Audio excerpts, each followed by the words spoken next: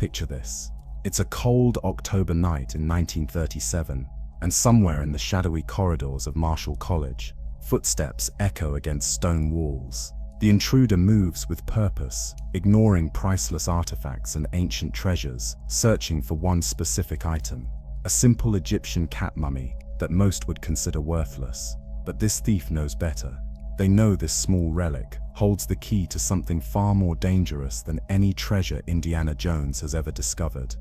What they don't realize is that by stealing this artifact, they've just triggered a chain of events that will span 3 continents, involve the highest levels of Nazi command, and threaten to unlock a power that ancient civilizations deliberately hid from the world.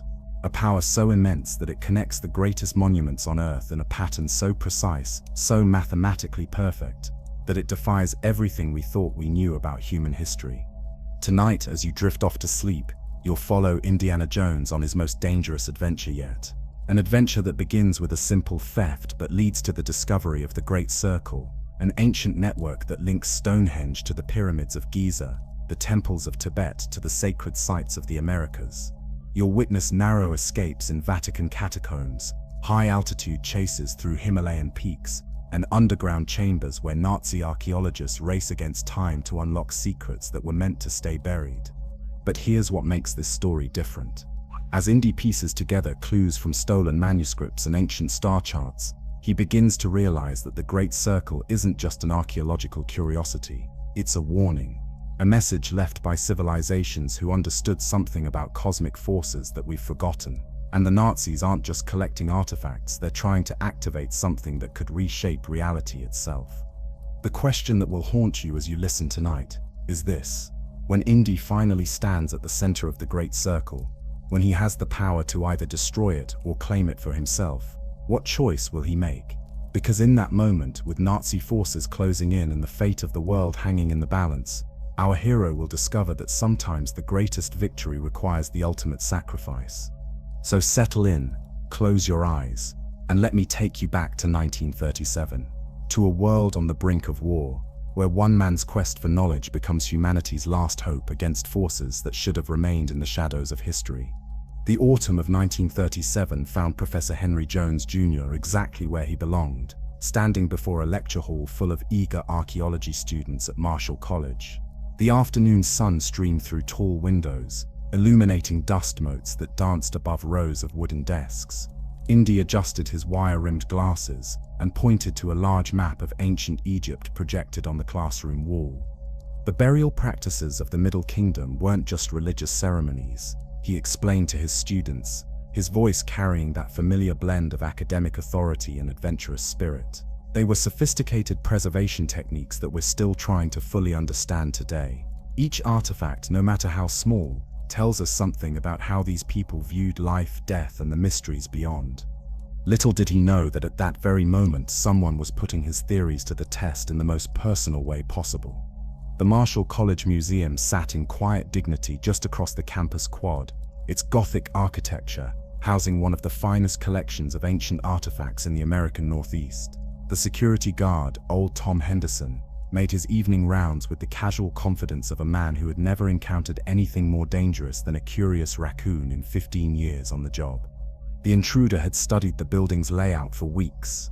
They moved through shadows with military precision, avoiding the pools of light cast by Edison bulbs in their brass fixtures, past Egyptian sarcophagi, beyond Greek pottery displays, through rooms lined with Roman sculptures that seemed to watch with stone eyes. But none of these priceless treasures interested the thief. Their target was smaller, less impressive to the casual observer, a black basalt cat mummy, no larger than a house cat, sitting in a modest display case labeled Minor Egyptian Artifacts, Dynasty 12. To most visitors, it was a curiosity, one of hundreds of animal mummies that Egyptian priests had created as offerings to their gods. But the intruder knew better. They also knew that Professor Jones had been studying this particular piece for months, making detailed notes about unusual hieroglyphic inscriptions carved into its base, inscriptions that didn't match any known Egyptian funeral texts.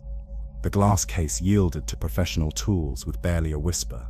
The cat mummy disappeared into a specially designed carrying case, and within minutes the thief had vanished into the October night, leaving behind only one clue: a single black feather dropped either by accident or design near the empty display case. When Tom Henderson discovered the theft during his midnight rounds, his first call was to the college president. His second was to Professor Jones, who arrived at the museum still wearing his pajamas under a hastily thrown-on coat, his usually perfect hair disheveled with sleep and concern. Indy stood before the empty case, his trained eye taking in every detail of the crime scene. The precision of the break-in told him this wasn't the work of common thieves or student pranksters. Someone had targeted this specific artifact with professional skill and extensive knowledge of the museum's layout. "Tom, you said nothing else was touched?" Indy asked, crouching to examine scratches on the case's lock mechanism. "Not a thing, Professor." Walked right past the Mesopotamian gold collection. Didn't even glance at the Roman coins. Just took that little cat and left. The black feather caught Indy's attention immediately. He'd seen similar feathers before in Germany, during his encounters with Nazi archaeological expeditions. They were calling cards, signatures left by a secret organization within Hitler's regime that specialized in acquiring occult artifacts and ancient knowledge. Back in his office, Indy pulled out his research files on the stolen mummy. His notes filled dozens of pages, documenting his attempts to translate the unusual hieroglyphs. Unlike typical funeral inscriptions that spoke of the afterlife and protection for the deceased, these symbols seemed to describe astronomical alignments and geographical coordinates. The breakthrough had come just weeks before the theft. Working late one evening, Indy had realized that the inscriptions weren't about death at all. They were about connection. The hieroglyphs described how certain sacred sites around the world were linked by invisible lines of power, how ancient peoples had somehow coordinated the construction of monuments across vast distances to create a global pattern. The cat mummy wasn't just a religious artifact, it was a map marker, a key to understanding what Indy had begun to call the Great Circle. His research had revealed tantalizing hints of this ancient network, references in Mesopotamian tablets to the great joining of earth and sky, Mayan codices describing temples built to mirror star patterns, Celtic druids who somehow knew the exact placement of Egyptian pyramids, stone circles in Britain aligned with sacred sites in Tibet. But the stolen cat held the crucial piece of the puzzle. Its hieroglyphs contained specific coordinates, mathematical relationships between sites that could only have been calculated by people with advanced knowledge of astronomy and geography, knowledge that shouldn't have existed thousands of years ago. Now it was gone, almost certainly in Nazi hands. Indy spent the rest of the night poring over his research, trying to reconstruct what the thieves might learn from the artifact. His growing dread was confirmed when he discovered references to the Great Circle in captured Nazi documents from previous encounters. Hitler's regime wasn't just collecting ancient artifacts for their historical value. They were trying to unlock something that ancient civilizations had deliberately hidden. As dawn broke over Marshall College, painting the campus in shades of gold and amber, Indiana Jones made a decision that would change everything. He couldn't pursue this mystery through normal academic channels. The stakes were too high, and time was running out. He picked up his worn leather jacket, placed his fedora on his head at that familiar angle, and walked out of his office, leaving behind the safe world of lecture halls and faculty meetings. The hunt for the Great Circle was about to begin, and Indy had no idea that this adventure would take him to the edge of human understanding and force him to confront powers that could reshape the very foundations of reality. The game had begun, and somewhere in the shadows, Nazi agents were already several moves ahead. The transatlantic steamship carved through choppy November waters as Indiana Jones stood at the bow, watching European shores emerge from morning mist like fragments of a forgotten dream. 4 days had elapsed since the Marshall College theft, and each passing hour had transformed his comfortable academic existence into something far more dangerous and urgent. The encrypted telegram nestled in his jacket pocket represented more than scholarly collaboration. It promised answers to questions that could reshape human understanding of ancient civilizations. Professor Antonio Baglioni of the Pontifical Institute of Christian Archaeology had discovered something extraordinary buried within Vatican archives, documents that connected directly to the stolen Egyptian artifact and the mysterious hieroglyphic patterns that had consumed Indy's research for months. The communications, sent through carefully protected academic channels, spoke of divine geometry and sacred patterns that matched his Great Circle investigations with unsettling precision.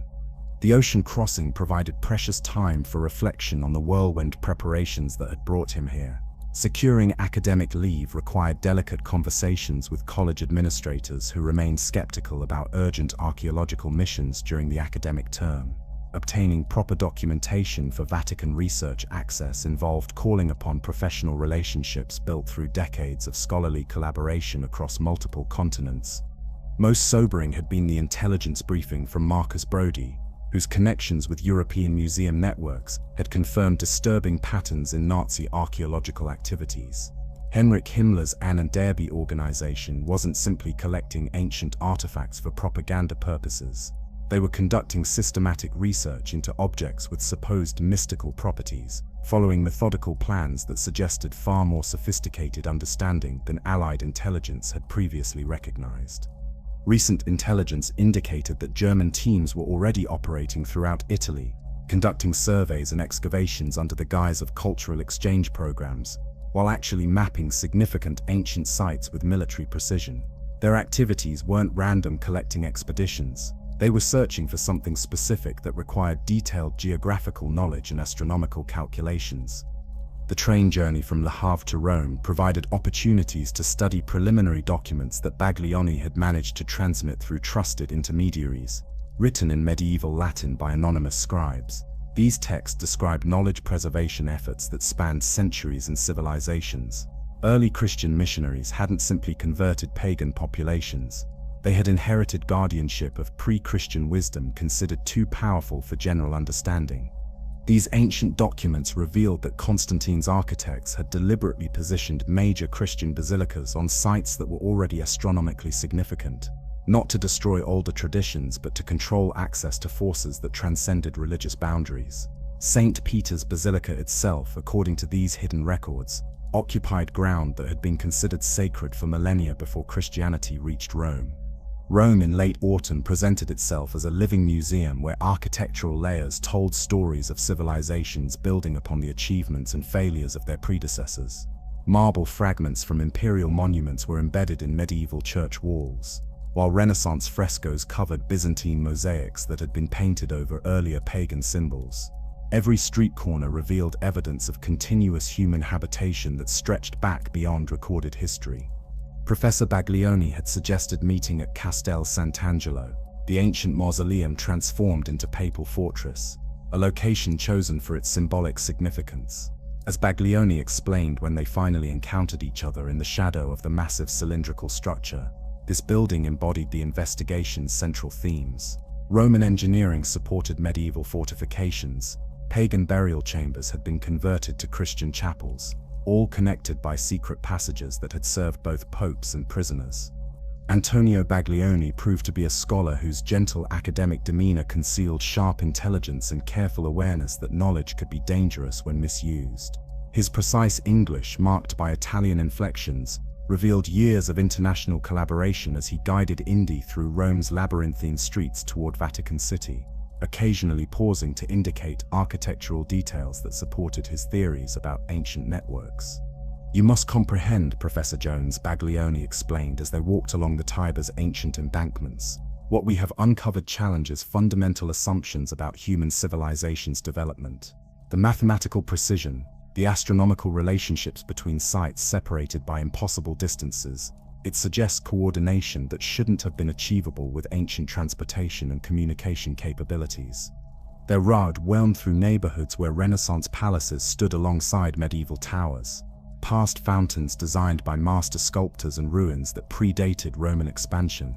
Each landmark seemed to reinforce Baglioni's thesis that Rome itself functioned as part of the ancient network, its most significant buildings positioned according to astronomical principles that connected them to sacred sites across the known world.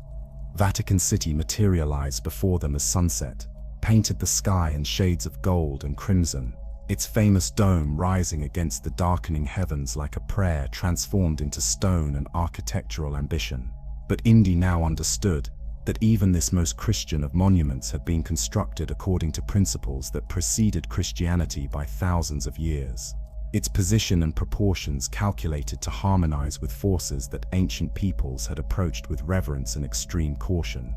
Baglioni's access to the secret archives required navigating multiple security protocols, each checkpoint manned by Swiss guards whose colorful uniforms concealed serious military training and sophisticated weapons. The Italian professor explained the delicate political situations surrounding their research as they passed through successive barriers designed to protect materials that ranged from diplomatic correspondence to mystical treatises. The Apostolic Archive existed in a realm between public scholarship and private mystery, its climate-controlled chambers housing documents that had survived wars, plagues, and political upheavals that had destroyed entire civilizations. India experienced the familiar excitement of discovery as they gained access to materials that few scholars ever examined, manuscripts that preserved knowledge from sources already ancient when medieval scribes had copied them. The documents Baglioni had discovered exceeded even his preliminary descriptions in their extraordinary implications.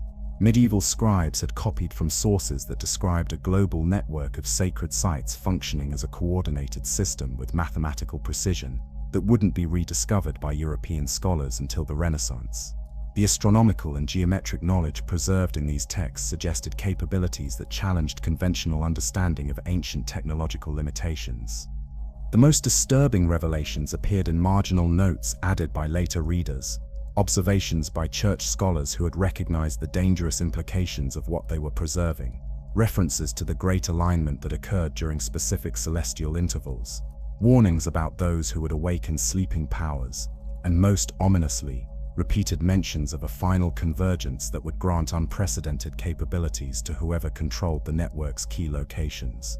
Working by lamplight in the archive's hushed atmosphere, surrounded by centuries of accumulated human wisdom, Indy began comprehending why Nazi forces were so interested in the stolen cat mummy. The Egyptian artifact wasn't simply one component of an ancient puzzle. It represented a master key containing coordinates and astronomical data that could enable someone to activate the entire global network simultaneously. The implications were staggering in their scope and terrifying in their potential consequences. If the Great Circle functioned as an integrated system rather than merely a collection of aligned monuments, then controlling it could potentially influence everything from weather patterns to human consciousness itself. Medieval texts spoke in religious language about divine power manifested on Earth, but Indy's archaeological training allowed him to recognize descriptions of what might be advanced technology disguised as spiritual practice. Their research was interrupted by sounds of movement in corridors, where unauthorized visitors shouldn't have been present at that hour. Baglioni's expression showed alarm as he recognized voices speaking German in low, urgent tones, approaching their location with systematic determination. Someone had followed them, someone with resources and connections sufficient to penetrate even Vatican security systems. The next few minutes would determine whether their discoveries remained matters of academic interest, or became opening moves in a conflict that could determine humanity's future relationship with forces that ancient civilizations had approached only with extensive preparation and profound respect. The German voices grew closer, their measured cadence suggesting military training rather than casual tourism. Baglioni moved with surprising agility for a man his age, gathering the most crucial documents while gesturing for Indy to follow him toward a section of the archive that most visitors never saw. Behind a seemingly decorative tapestry depicting St. Jerome in his study, a narrow passage led deeper into the Vatican's hidden infrastructure. These weren't the famous secret passages that connected papal apartments to emergency exits. This was something older, a network of corridors that had been carved from living rock when the hill beneath St. Peter's still hosted pagan temples. As they moved through darkness lit only by Baglioni's electric torch, the Italian professor whispered explanations that revealed decades of careful study. The Vatican wasn't built randomly on this location, he murmured as they navigated stone steps worn smooth by centuries of use. Early Christian architects knew exactly what they were doing when they chose this hill. The basilica's altar sits directly above a Roman shrine, which itself was positioned according to astronomical alignments that predate Roman civilization by thousands of years. They emerged into a chamber that existed in official records as a storage room for outdated ceremonial equipment.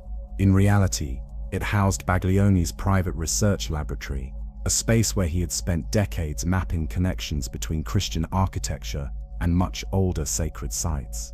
The walls displayed hand-drawn charts, showing alignments between major cathedrals and ancient monuments, mathematical calculations that revealed patterns hidden in plain sight across European landscape. While the sounds of German voices faded in the passages above them, Indy studied Baglioni's accumulated research with growing amazement.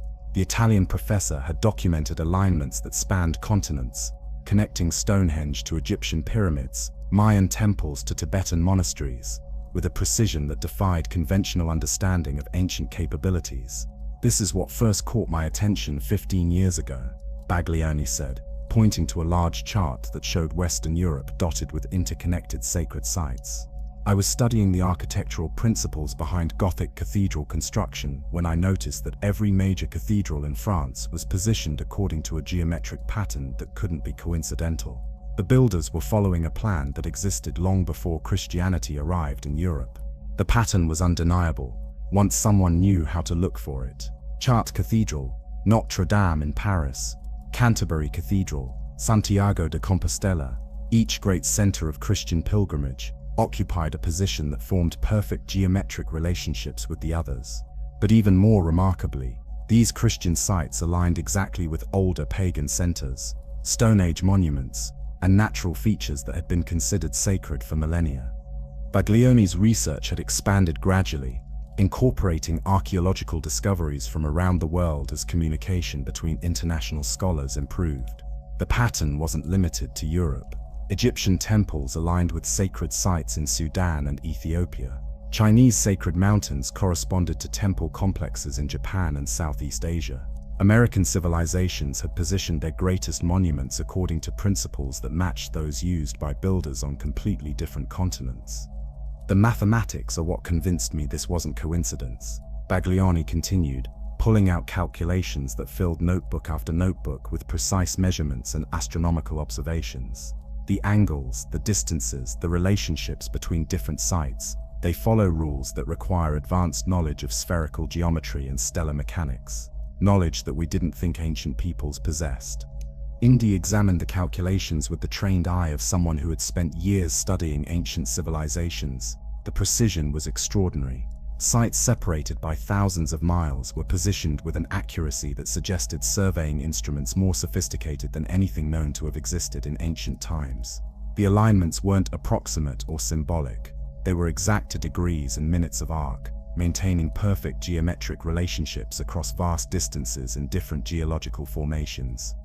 But the most intriguing aspect of Baglioni's research involved temporal alignments as well as spatial ones. The network wasn't static. Its effectiveness, according to the medieval texts and astronomical calculations, varied according to celestial cycles that occurred only at specific intervals. The Great Circle was designed to be activated, not simply observed.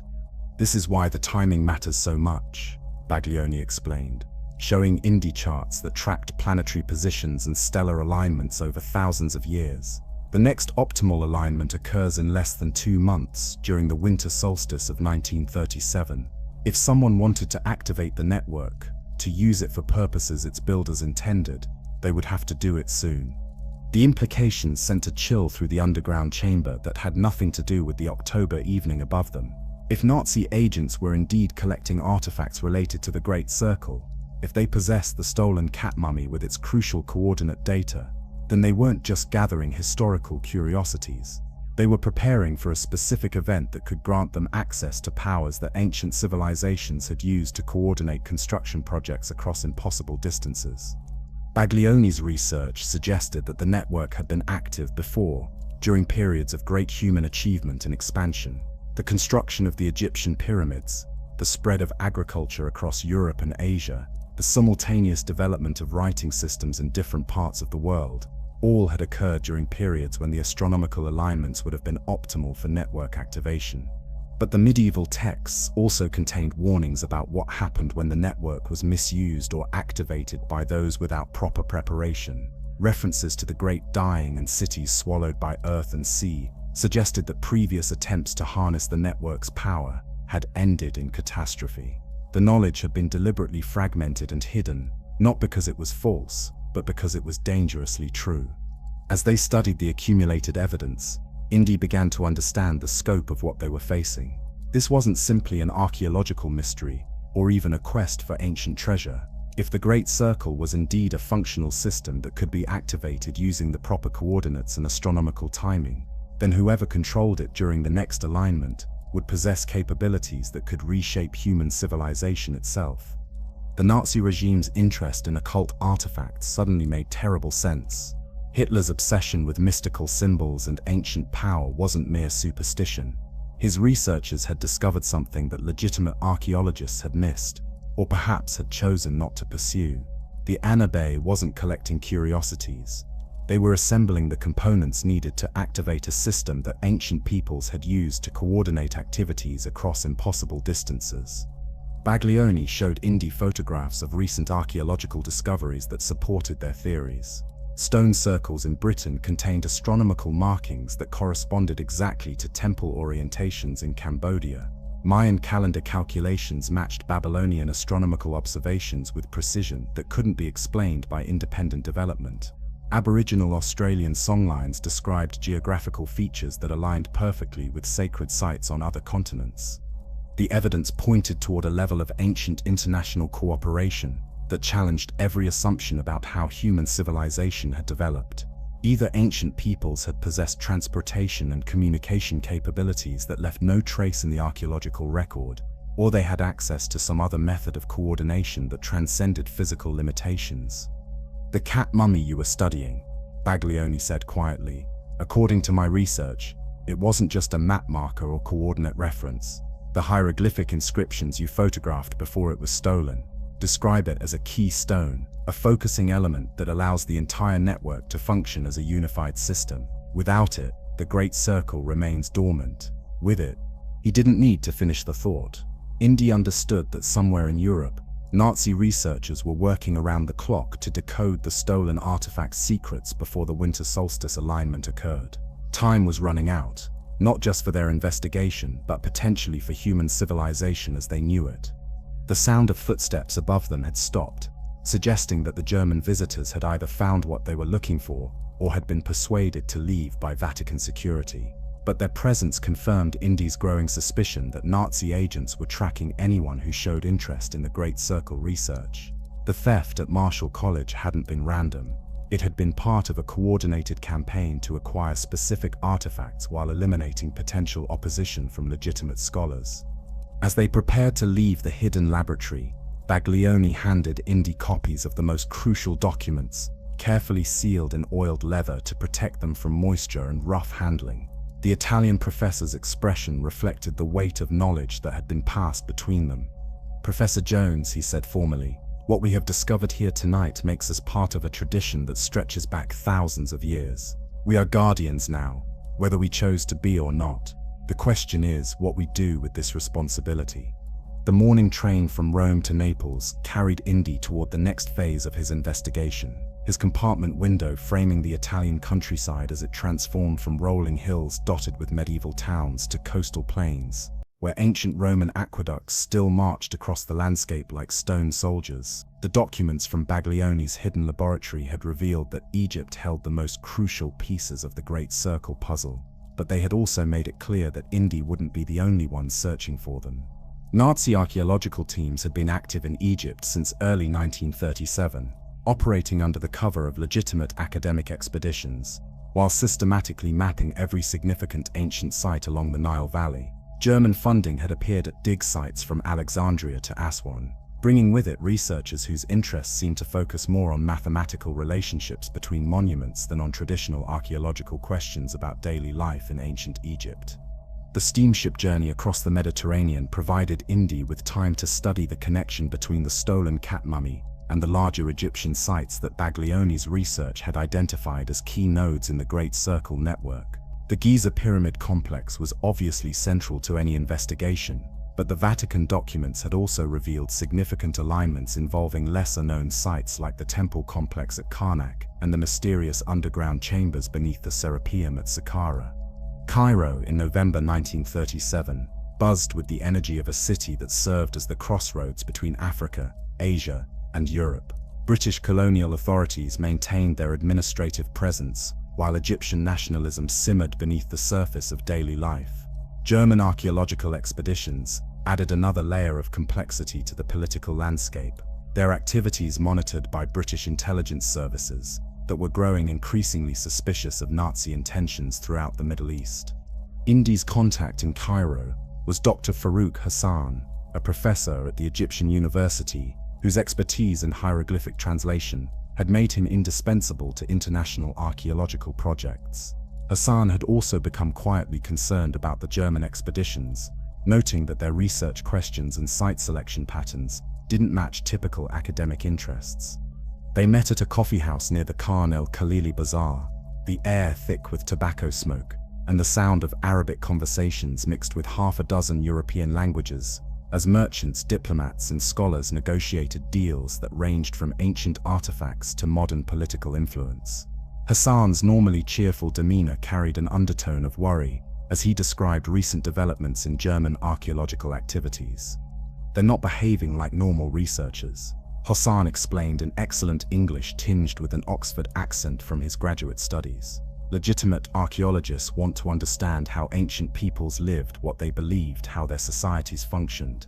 These German teams seem only interested in measurements, alignments, mathematical relationships between different sites. They spend weeks calculating angles and distances, but they show no curiosity about the human stories behind the monuments." Hassan's observations matched intelligence that Indy had received through academic networks before leaving Europe. Nazi teams were being supplied with surveying equipment more sophisticated than anything typically used in archaeological work. They were employing specialists in astronomy and mathematics, rather than experts in ancient languages and cultures. Most suspiciously, they were focusing their attention on sites that appeared in no standard tourist guides or archaeological textbooks. The journey to Giza took them through neighborhoods where modern Cairo blended seamlessly with settlements that had existed since pharaonic times. Donkey carts shared narrow streets with automobiles, while vendors sold everything from fresh bread to ancient scarabs whose authenticity ranged from legitimate antiquities to skillful modern reproductions. The pyramids themselves appeared gradually through the urban landscape, their massive forms dominating the western horizon like monuments to ambition that transcended human scale. But Indy's first stop wasn't the famous monuments that drew tourists from around the world. Hassan led him instead to a series of smaller excavations on the Giza Plateau, where German teams had been working since summer. The sites appeared unremarkable to casual observation, merely shallow depressions in the sand where ancient foundations had been partially exposed. Yet, according to Baglioni's research, these locations formed precise geometric relationships with the major pyramids and with other significant sites throughout Egypt. The evidence of German activity was unmistakable. Surveying stakes marked with precise measurements, excavation trenches that followed mathematical patterns rather than archaeological logic, and most tellingly, small artifacts that had been removed with surgical precision while larger, more obviously valuable pieces remained untouched. Someone was collecting very specific types of objects according to criteria that had nothing to do with conventional archaeological value. Hassan had managed to document some of the German findings through contacts among local workers who had been employed by the expedition. The artifacts being collected were primarily small stone tablets, ceramic vessels with unusual astronomical markings, and metal objects whose composition and manufacture techniques didn't match known ancient Egyptian practices. Everything suggested that the Germans had found evidence of technological capabilities that mainstream archaeology hadn't recognized in ancient civilizations. Their investigation continued into the underground chambers beneath the Giza complex, areas that were officially closed to tourists, but accessible to researchers with proper academic credentials. These subterranean spaces had been carved from living rock with precision that impressed even modern engineers, their walls decorated with hieroglyphic inscriptions that differed significantly from the religious texts found in most Egyptian monuments. Hassan's translation of these underground inscriptions revealed references to the Great Joining and the harmony of distant places, language that matched the medieval Vatican documents and suggested that ancient Egyptian priests had possessed knowledge of the global network that connected their monuments to sacred sites on other continents. More intriguingly, the text described specific rituals and astronomical observations that were required to wake the sleeping stones and call forth the power that binds earth to sky. The most significant discovery came in a chamber that German teams had clearly found and studied extensively before Hassan and India arrived. Precision tools had been used to remove several stone blocks from the chamber walls, leaving behind empty spaces that had once held artifacts whose shapes could still be determined from their carefully carved recesses. Someone had systematically extracted objects that matched the descriptions of network-focusing elements found in the Vatican documents. The missing artifacts included several pieces that appeared to have been designed to work in conjunction with the stolen cat mummy from Marischal College. Stone and metal objects that would have functioned as amplifiers or directors for whatever energy the network was designed to channel. The Germans weren't just collecting random occult artifacts. They were assembling the components of a system that ancient Egyptians had built to participate in the global coordination network. Hassan's contacts among local antiquities dealers provided additional disturbing information. German buyers had been acquiring specific types of artifacts for months, paying premium prices for objects that most collectors would consider relatively minor pieces. The purchasing pattern suggested a shopping list compiled by someone with intimate knowledge of how the ancient network functioned, someone who knew exactly which components were needed to restore the system to operational status. As they explored deeper chambers beneath the Giza complex, Indy began to understand why ancient peoples had chosen this location as a major node in their global network. The underground spaces formed a complex three-dimensional pattern that corresponded to astronomical alignments visible from the pyramid chambers above ground. The entire complex functioned as a massive calculating device, designed to track celestial movements and determine optimal times for network activation. The precision of the ancient construction was extraordinary. Stone blocks fitted together with tolerances that challenged modern masonry techniques, while the mathematical relationships between different chambers created acoustic properties that amplified and focused sound in ways that suggested advanced understanding of harmonic principles. The builders hadn't just created monuments to religious belief. They had constructed functional apparatus designed to interact with forces that mainstream science barely acknowledged. But the most unsettling discovery came in the deepest accessible chamber, where Hassan found evidence that the German team had conducted experiments using modern electrical equipment in conjunction with whatever ancient artifacts they had assembled. Scorch marks on stone walls and residual electromagnetic readings suggested that they had successfully activated at least part of the ancient system, generating effects that their instruments had measured but that their theoretical framework couldn't fully explain. The implications were staggering. If Nazi researchers had indeed learned to activate portions of the Great Circle network, if they possessed both ancient artifacts and modern scientific instruments needed to harness whatever forces the system was designed to channel, then their capabilities extended far beyond anything that Allied intelligence services suspected. As they prepared to leave the underground chambers, Hassan shared intelligence that transformed their archaeological investigation into something far more urgent. German activity wasn't limited to Egypt. Similar expeditions were simultaneously active at every major ancient site that appeared in Baglioni's network charts. The Nazis weren't just trying to understand the Great Circle, they were preparing to activate it on a scale that ancient peoples had never attempted. The winter solstice was less than 2 months away. Time was running out not just for their investigation, but potentially for human civilization as they knew it. The train journey from Cairo to Calcutta stretched across 2 weeks of continental travel, carrying Indy through landscapes that shifted from Mediterranean coastal plains to Mesopotamian river valleys, then across Persian highlands toward the Indian subcontinent. His compartment became a mobile research laboratory as he studied maps and documents that revealed the next crucial link in the Great Circle network, locations high in the Himalayas where Tibetan monasteries guarded knowledge that predated Buddhism itself. Intelligence gathered in Egypt had confirmed that German expeditions were simultaneously active across multiple continents. But the Himalayan locations presented unique challenges that even Nazi resources couldn't easily overcome. The extreme altitude, unpredictable weather, and complex political situation in Tibet created natural barriers that had protected ancient sites for centuries. Yet Baglioni's research suggested that these mountain monasteries housed some of the most complete records of how the Great Circle actually functioned. Calcutta in December 1937 served as the staging ground for expeditions into regions where British colonial authority gave way to traditional kingdoms and autonomous religious communities. The city's bustling port district accommodated travelers whose destinations ranged from legitimate scientific research to intelligence-gathering missions that served various European powers. German archaeological teams had been noted passing through the area, but their specific destinations remained unknown to British authorities who were already stretched thin monitoring activities across their vast Asian territories.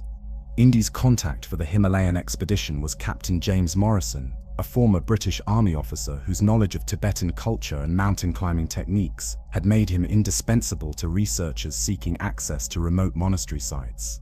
Morrison's weathered face and careful manner reflected years of navigating political complexities in regions where ancient religious authority often carried more weight than modern governmental power.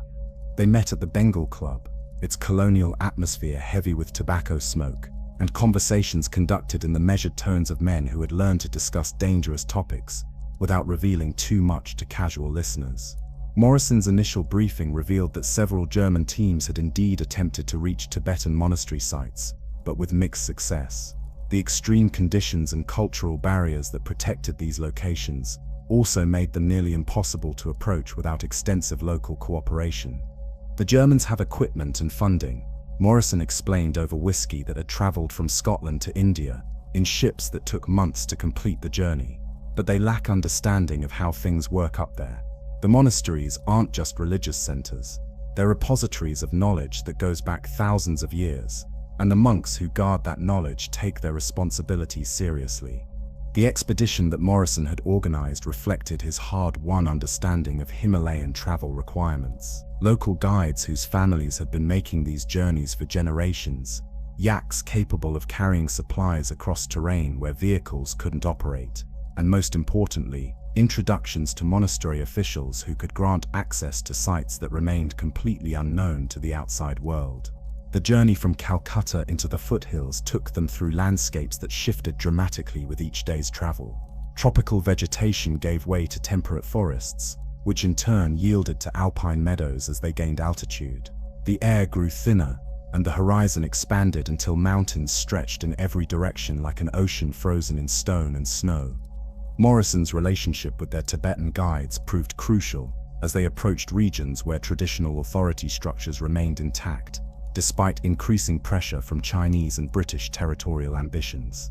The expedition's success depended on presenting their research interests in terms that monastery officials could understand and approve, framing their investigation of ancient alignments as genuine spiritual inquiry rather than mere academic curiosity. The first monastery they reached sat impossibly perched on a cliff face that seemed to defy both gravity and logic. Centuries of construction had created a complex of buildings that appeared to grow directly from the living rock, their architecture blending Tibetan Buddhist elements with much older design principles that suggested continuity with pre-Buddhist traditions. The abbot who received them was a man whose age was impossible to determine, his face bearing the calm serenity of someone who had spent decades in high-altitude meditation, while his eyes reflected intelligence that missed nothing about his visitor's true purposes. The conversation, conducted through Morrison's careful translation and cultural interpretation, revealed that the monastery's archives contained records that matched many elements of Baglioni's Vatican research. The Tibetan documents described what they called the web of sacred places, a network of sites connected by what their texts referred to as dragon lines, channels of natural energy that could be accessed by those with proper training and preparation. These weren't merely philosophical concepts. The monastery's records included precise geographical coordinates, astronomical calculations, and detailed instructions for rituals that could activate connections between distant locations.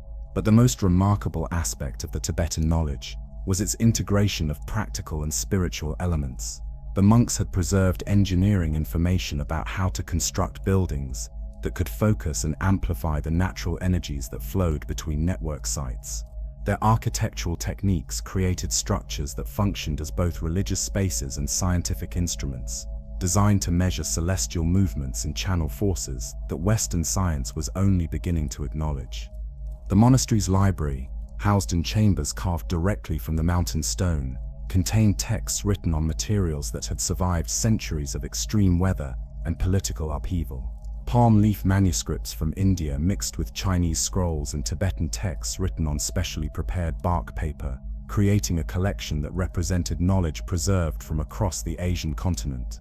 Morrison's translation skills proved invaluable, as they studied documents that described the Great Circle from perspectives that complemented the Egyptian and European sources.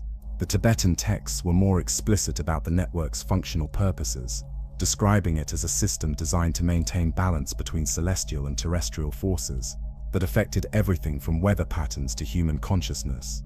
According to these mountain archives, the ancient network had been activated regularly during certain historical periods, always by individuals who had undergone extensive spiritual and technical preparation. The texts warned repeatedly about the dangers of attempting to use the system without proper understanding, describing previous instances when inadequate preparation had resulted in catastrophic consequences for entire civilizations. The monks showed Indian Morrison to observation chambers where centuries of astronomical measurements had been recorded with precision that matched the best modern instruments. These weren't primitive attempts to understand celestial movements. They were sophisticated calculations that tracked planetary cycles, stellar alignments, and cosmic events that occurred on timescales spanning thousands of years. The winter solstice alignment that was approaching represented what the Tibetan texts called a Great Convergence, an astronomical event that occurred approximately once every 26,000 years, when all the network sites would be simultaneously positioned for optimal energy flow. The monks understood that this wasn't merely an interesting celestial event. It was a window of opportunity that would allow unprecedented activation of the global system. But their archives also contained detailed warnings about what would happen if the network was activated by individuals without proper spiritual preparation or benevolent intentions. The texts described previous instances when the system had been misused, resulting in natural disasters that destroyed entire civilizations and left survivors with fragmented knowledge that required millennia to reconstruct. As they studied the monastery's records, Morrison received disturbing intelligence from his network of contacts throughout the region.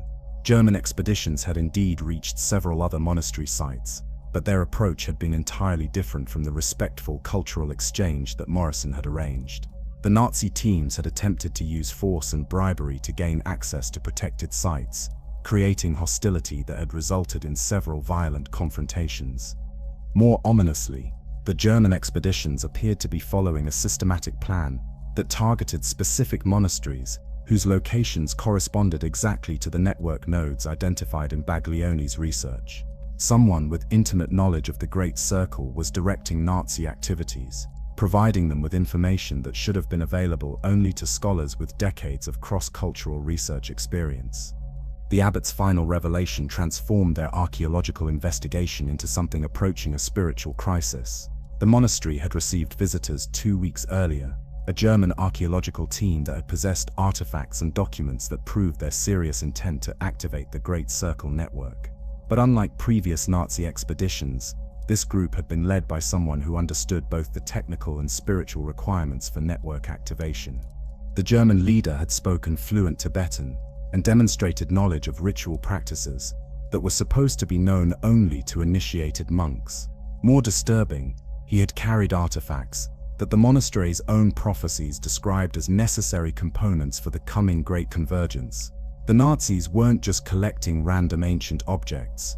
They were assembling the complete set of tools needed to activate the global network during the approaching astronomical alignment. As they prepared to leave the monastery, the abbot entrusted them with copies of the most crucial texts, wrapped in silk and blessed according to traditions that stretched back over 1,000 years. His parting words, delivered through Morrison's careful translation, carried the weight of prophecy and warning combined. The ancient network had been created by people who understood that such power required wisdom, compassion, and spiritual preparation that took lifetimes to achieve. Those who would use it for conquest or domination would find that the forces they attempted to control would ultimately destroy them. But the destruction wouldn't be limited to the perpetrators. The entire world would suffer the consequences of their ignorance and ambition. The journey back towards civilization carried them through landscapes that seemed to reflect the magnitude of what they had learned. Snow-covered peaks stretched endlessly in all directions, their silent majesty a reminder that some forces were larger than human ambition or understanding. But somewhere in those mountains, Nazi expeditions were gathering components for an attempt to harness powers that could reshape reality itself. The steamship crossing from Bombay to Alexandria provided Indy with precious time to synthesize the overwhelming amount of information he had gathered from 3 continents.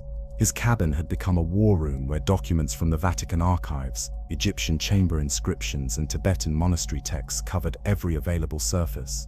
The patterns that emerged from this cross-cultural analysis revealed something far more profound and terrifying than he had initially imagined.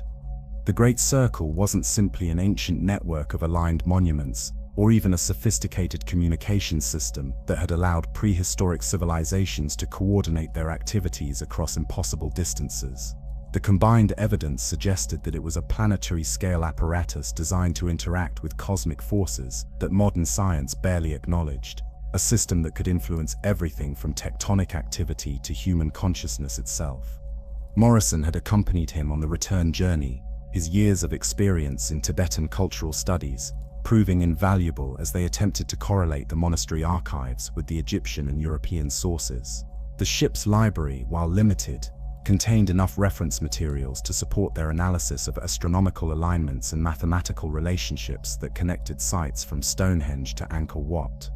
The breakthrough came when Morrison realized that the Tibetan texts contained star charts that matched hieroglyphic astronomical notations found in Egyptian chambers, but with crucial additional information about timing and activation sequences.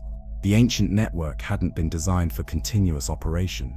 Instead, it functioned according to celestial cycles that created optimal conditions for what the various sources described as joining Earth to sky or opening the paths between worlds.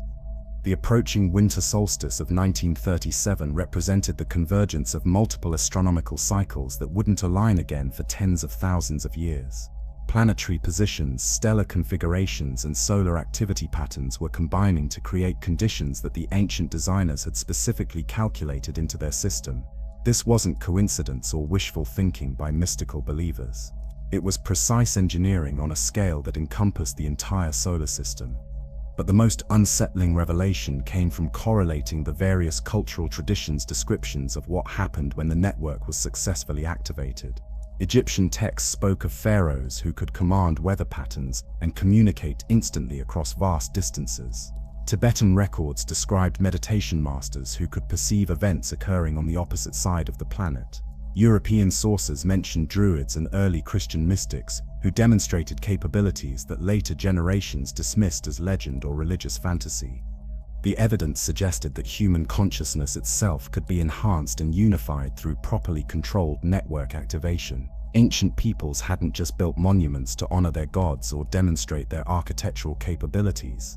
They had created a technology that could expand human awareness to encompass planetary and cosmic scales, allowing civilizations to function as integrated organisms rather than competing tribal groups.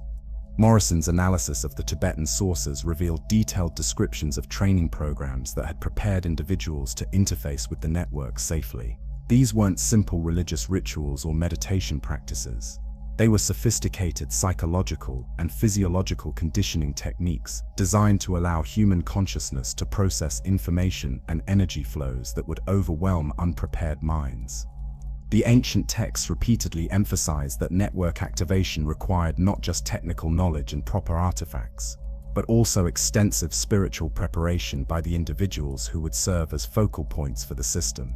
Without such preparation, attempts to activate the network would result in catastrophic feedback that could destroy not only the operators but potentially entire regions connected to the active sites. This understanding transformed their perception of Nazi activities from grave concern to genuine terror. German archaeological expeditions weren't just collecting artifacts and mapping alignments. They were preparing to activate a planetary-scale system using purely technical approaches, with no understanding of the consciousness preparation that the ancient designers had considered absolutely essential for safe operation. Intelligence reports received through Morrison's contacts indicated that Nazi research teams had indeed succeeded in creating small-scale activations at individual sites, generating effects that had attracted the attention of German military leadership. Electromagnetic anomalies, localized weather modifications, and psychological effects on nearby populations had convinced Nazi occult researchers that the network represented a weapon system of unprecedented power. But the ancient warnings were explicit about what would happen if someone attempted to activate the entire global network without proper preparation. The resulting energy flows would create feedback loops that could trigger earthquakes, volcanic eruptions, and atmospheric disturbances on a scale that could end human civilization. The network's designers had built in these safeguards deliberately, ensuring that their system could only be used by individuals whose consciousness had been expanded sufficiently to handle planetary-scale responsibility. As their ship approached European waters, Indy and Morrison received coded messages that confirmed their worst fears about Nazi progress. German expeditions had successfully located and acquired the major artifacts needed for network activation, including several pieces that complemented the stolen cat mummy from Marshall College. More ominously, they had identified a method for bypassing the consciousness requirements that ancient designers had built into the system. Nazi scientists had developed what they believed were technological alternatives to the spiritual preparation that ancient texts described as essential. Electronic instruments designed to amplify and direct human brain activity, pharmaceutical compounds that could force consciousness expansion without the gradual development that traditional training required, and surgical procedures that attempted to create direct interfaces between human nervous systems and the network's energy flows. The approach represented everything that the ancient warnings had cautioned against. Instead of developing wisdom and compassion that could handle planetary-scale power responsibly, the Nazis were trying to create artificial enhancements that would allow them to activate the network while maintaining their existing consciousness limitations and aggressive intentions. Morrison's translation of the final Tibetan prophecies provided a chilling preview of what such an attempt would accomplish. The network would indeed activate, generating power flows that would seem to validate Nazi expectations. But the lack of proper consciousness preparation would create instabilities that would rapidly spiral out of control. The operators would lose the ability to regulate or shut down the system, while the energy flows would trigger natural disasters that would devastate not only their enemies but the entire planet. The ancient texts described previous instances when civilizations had attempted similar shortcuts, resulting in catastrophic collapses that had required thousands of years for human society to recover from. Lost continents, global floods, ice ages, and mass extinctions weren't just natural phenomena or mythological stories. They were consequences of previous attempts to misuse the network by those who possessed technical knowledge without corresponding wisdom. As they prepared to dock in Alexandria, intelligence reached them through academic networks that made immediate action imperative.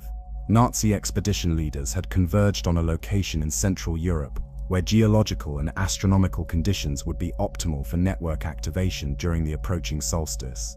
They possessed the necessary artifacts, technical equipment, and detailed plans for conducting the activation ritual according to their own modified procedures. The site they had chosen was historically significant in ways that added another layer of horror to their plans. Ancient European texts described it as a place where previous activation attempts had ended in disaster, creating geological instabilities that had persisted for centuries.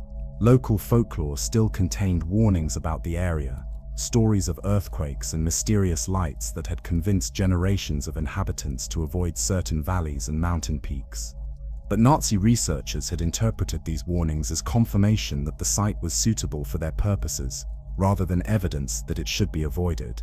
They believed that the geological instabilities were actually residual energies that would enhance their activation attempt, never considering that ancient peoples might have abandoned the site precisely because it was too dangerous to use safely.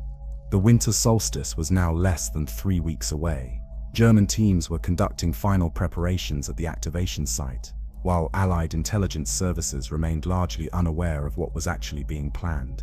To official observers, Nazi archaeological activities appeared to be elaborate but ultimately harmless attempts to validate Hitler's theories about ancient Germanic superiority.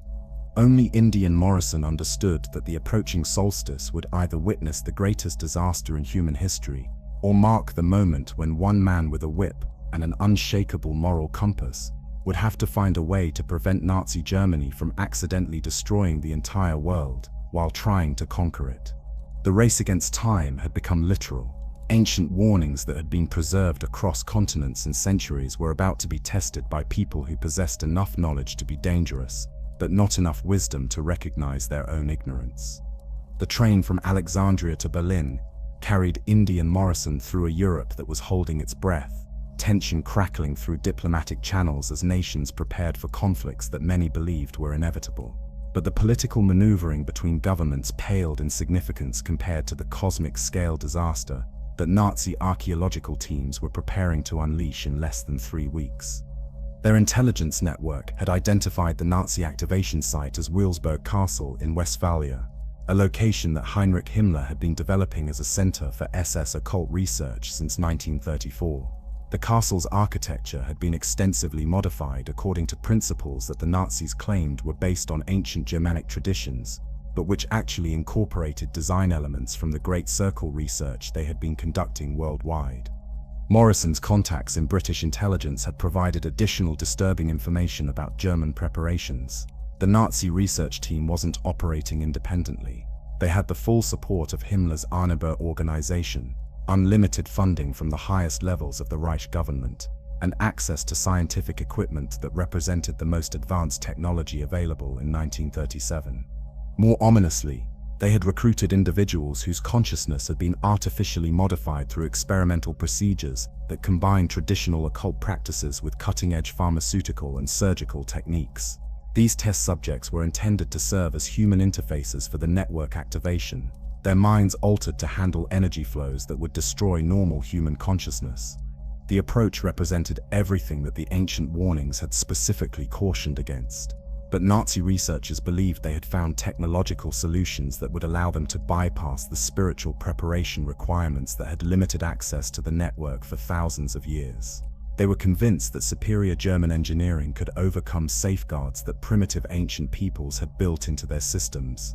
Intelligence gathered from sources throughout Europe painted a picture of systematic preparation that extended far beyond the primary activation site. German teams had positioned technical equipment at network nodes across the continent, creating a web of electromagnetic amplifiers and consciousness modification devices that would channel the activation energy according to patterns that Nazi scientists had calculated using captured ancient documents.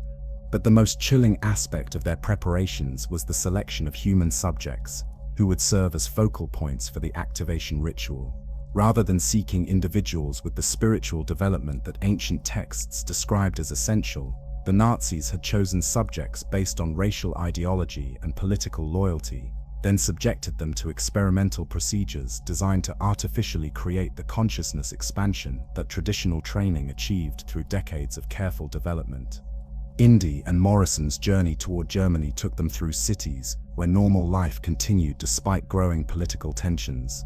But their awareness of the approaching cosmic deadline transformed ordinary scenes into something approaching surreal theater. People went about their daily routines, unaware that their civilization might end in a matter of days due to the arrogance and ignorance of researchers who believed they could control forces that ancient civilizations had approached with reverence and extreme caution.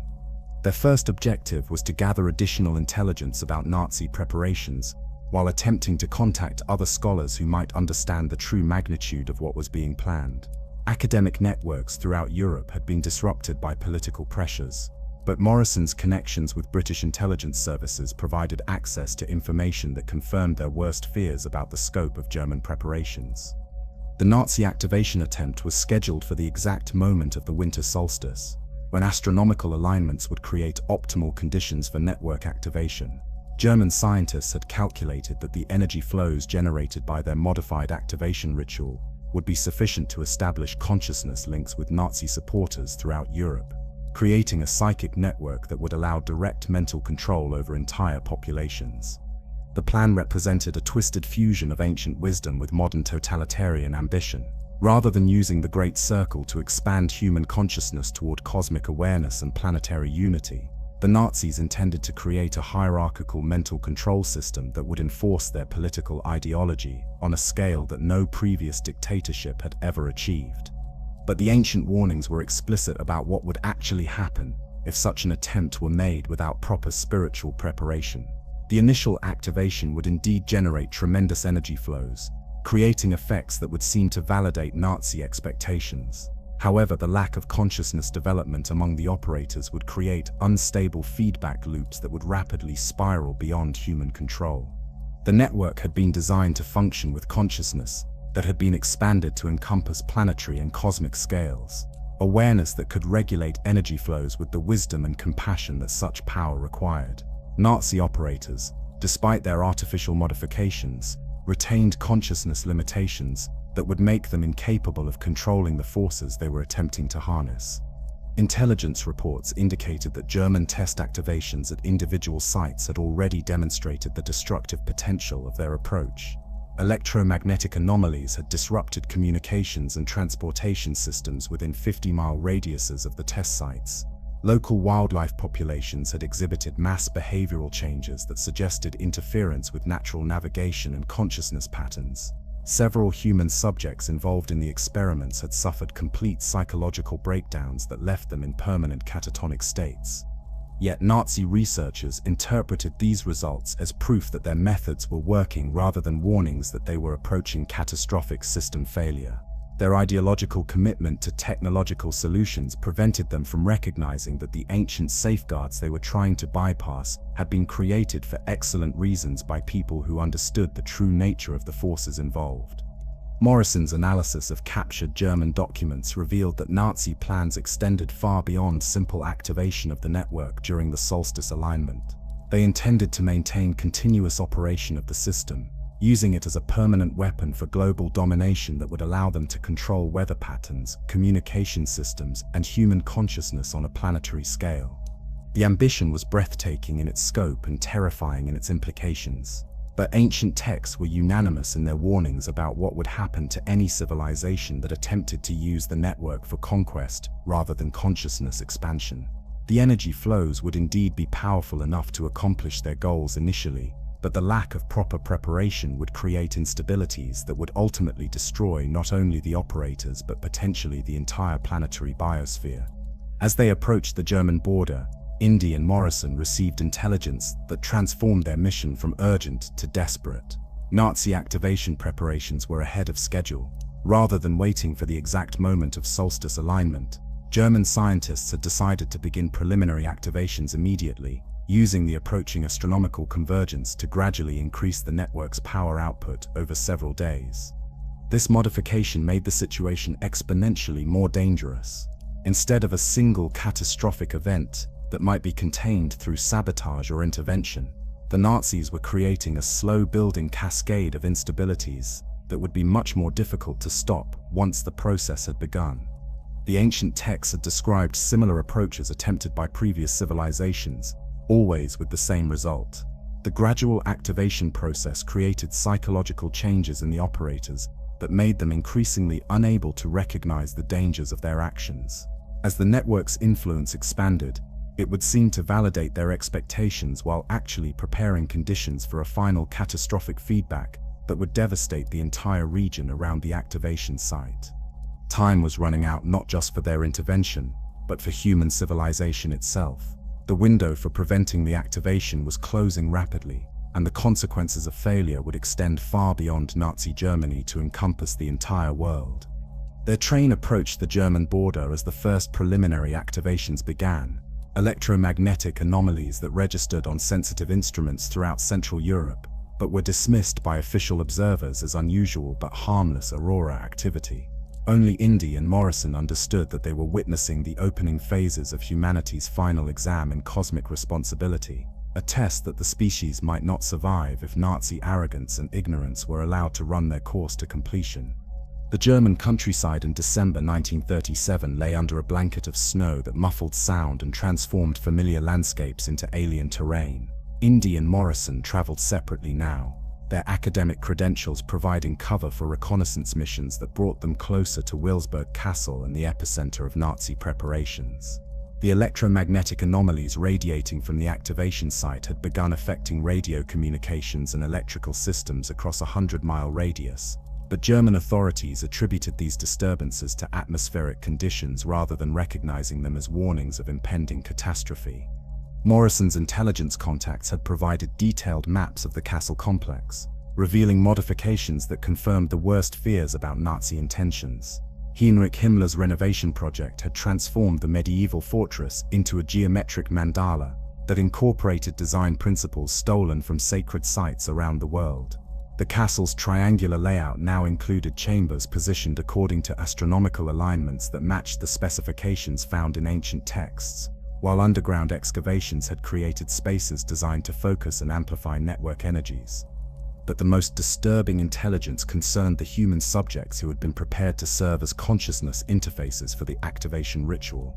Rather than seeking individuals with natural spiritual development, Nazi researchers had selected subjects based on ideological loyalty and genetic characteristics that they believed would make them suitable for artificial consciousness modification. These volunteers had undergone months of experimental procedures that combined occult practices with pharmaceutical interventions and surgical implants designed to create direct neural connections to the network's energy flows. The medical records that Morrison had obtained through covert channels revealed the horrific cost of Nazi attempts to bypass natural consciousness development. Multiple subjects had suffered complete psychological breakdowns during the preparation process, their minds unable to handle the artificial expansion that German scientists had forced upon them. Others had developed what the reports described as cosmic psychosis, becoming convinced that they were receiving direct communications from extraterrestrial intelligences or divine entities. Yet Nazi researchers interpreted these results as evidence that their procedures were working rather than recognizing them as symptoms of consciousness damage that would make safe network operation impossible. The surviving subjects exhibited psychological profiles that combined grandiose delusions with complete loss of empathy, exactly the opposite of the wisdom and compassion that ancient texts described as essential for handling planetary-scale power. Indy's reconnaissance of the surrounding area revealed that German preparations extended far beyond the castle itself. Technical equipment had been positioned at ancient sites throughout the region, creating a network of amplification devices that would channel activation energy according to patterns calculated from captured documents. Local populations had been evacuated from areas designated as archaeological research zones, but the real reason for these evacuations was to prevent civilian casualties during preliminary testing phases. The preliminary activations had already begun producing effects that demonstrated both the network's genuine power and the instability of Nazi control methods. Weather patterns throughout Central Europe had become increasingly erratic, with temperature fluctuations and atmospheric disturbances that defied meteorological explanation. Wildlife populations were exhibiting mass behavioral changes, with birds abandoning traditional migration routes and domestic animals showing signs of extreme agitation that suggested interference with natural navigation systems. More ominously, human populations within the network's influence zone were beginning to experience psychological effects that Nazi researchers had failed to anticipate. Reports filtered through medical channels described widespread insomnia, vivid nightmares featuring identical imagery, and spontaneous episodes of what witnesses described as shared consciousness experiences. Entire communities were beginning to think and feel as collective entities rather than individuals, exactly the kind of consciousness modification that the network was designed to produce, but without the spiritual preparation needed to handle such experiences safely. Intelligence gathered through Morrison's network revealed that Nazi operators were themselves being affected by the energies they were attempting to control. The artificial consciousness modifications that were supposed to allow them to interface with the network safely were instead creating feedback loops that amplified their existing psychological limitations. Grandiose delusions were expanding into messianic complexes, while their capacity for rational decision-making deteriorated as they became convinced that cosmic forces were guiding their actions. The situation was spiraling toward catastrophe with each passing day. But Nazi leadership remained convinced that the psychological effects they were witnessing represented successful consciousness expansion rather than symptoms of impending system failure.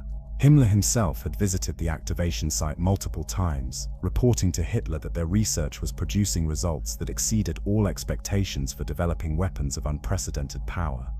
But ancient texts were explicit about the progression of events when network activation was attempted without proper preparation. The initial phases would indeed seem to validate operator expectations, generating impressive displays of power that would encourage continued escalation. However, the lack of consciousness development among the operators would create instabilities that would eventually overwhelm their ability to maintain control. The network had been designed to function with consciousness that could perceive and respond to planetary-scale patterns, awareness that could regulate energy flows with the wisdom and restraint that such power required. Nazi operators, despite their artificial modifications, retained consciousness limitations that made them incapable of recognizing when their interventions were creating dangerous feedback loops. Indy's analysis of captured German documents revealed that the activation schedule had been accelerated beyond even their revised timeline. Rather than waiting for optimal astronomical conditions during the solstice, Nazi scientists had decided to force maximum activation immediately, using technological amplification to compensate for suboptimal celestial alignments. The decision reflected growing desperation among German leadership, who were beginning to recognize that their window of opportunity was closing as intelligence services throughout Europe became aware of unusual activities in the Westphalia region. But the accelerated timeline made the situation exponentially more dangerous. Network activation required precise coordination between consciousness operators and cosmic forces that followed patterns spanning thousands of years. Attempting to force activation during suboptimal conditions was exactly the kind of approach that ancient warnings had specifically cautioned against, guaranteed to produce unstable energy flows that would rapidly spiral beyond human control. Morrison's final intelligence briefing confirmed that German preparations had reached the point of no return. The technical equipment was in place, the human subjects had completed their artificial preparation procedures, and activation was scheduled to begin within 48 hours.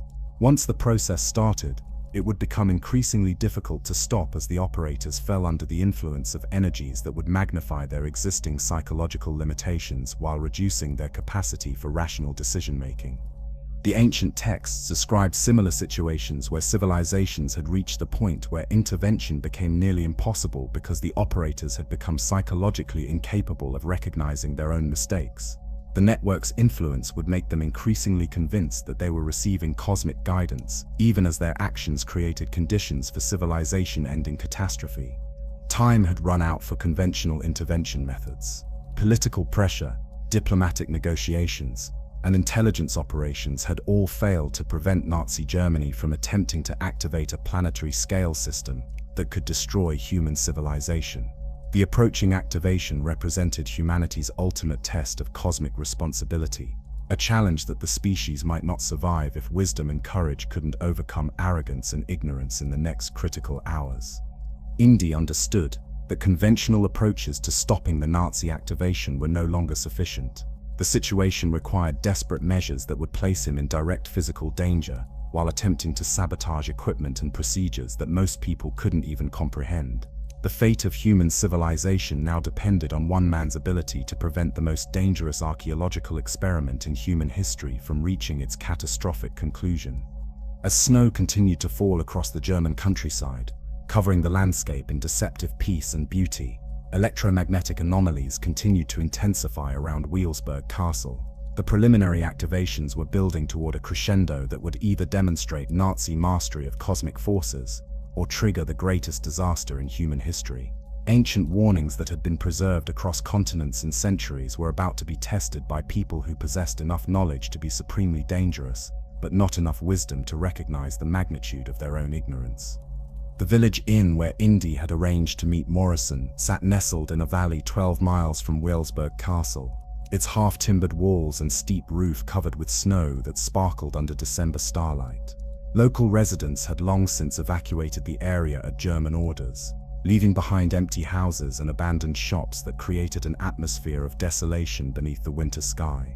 The electromagnetic anomalies radiating from the castle had intensified throughout the day, causing compass needles to spin wildly and creating aurora-like lights that danced across the horizon despite the clear weather.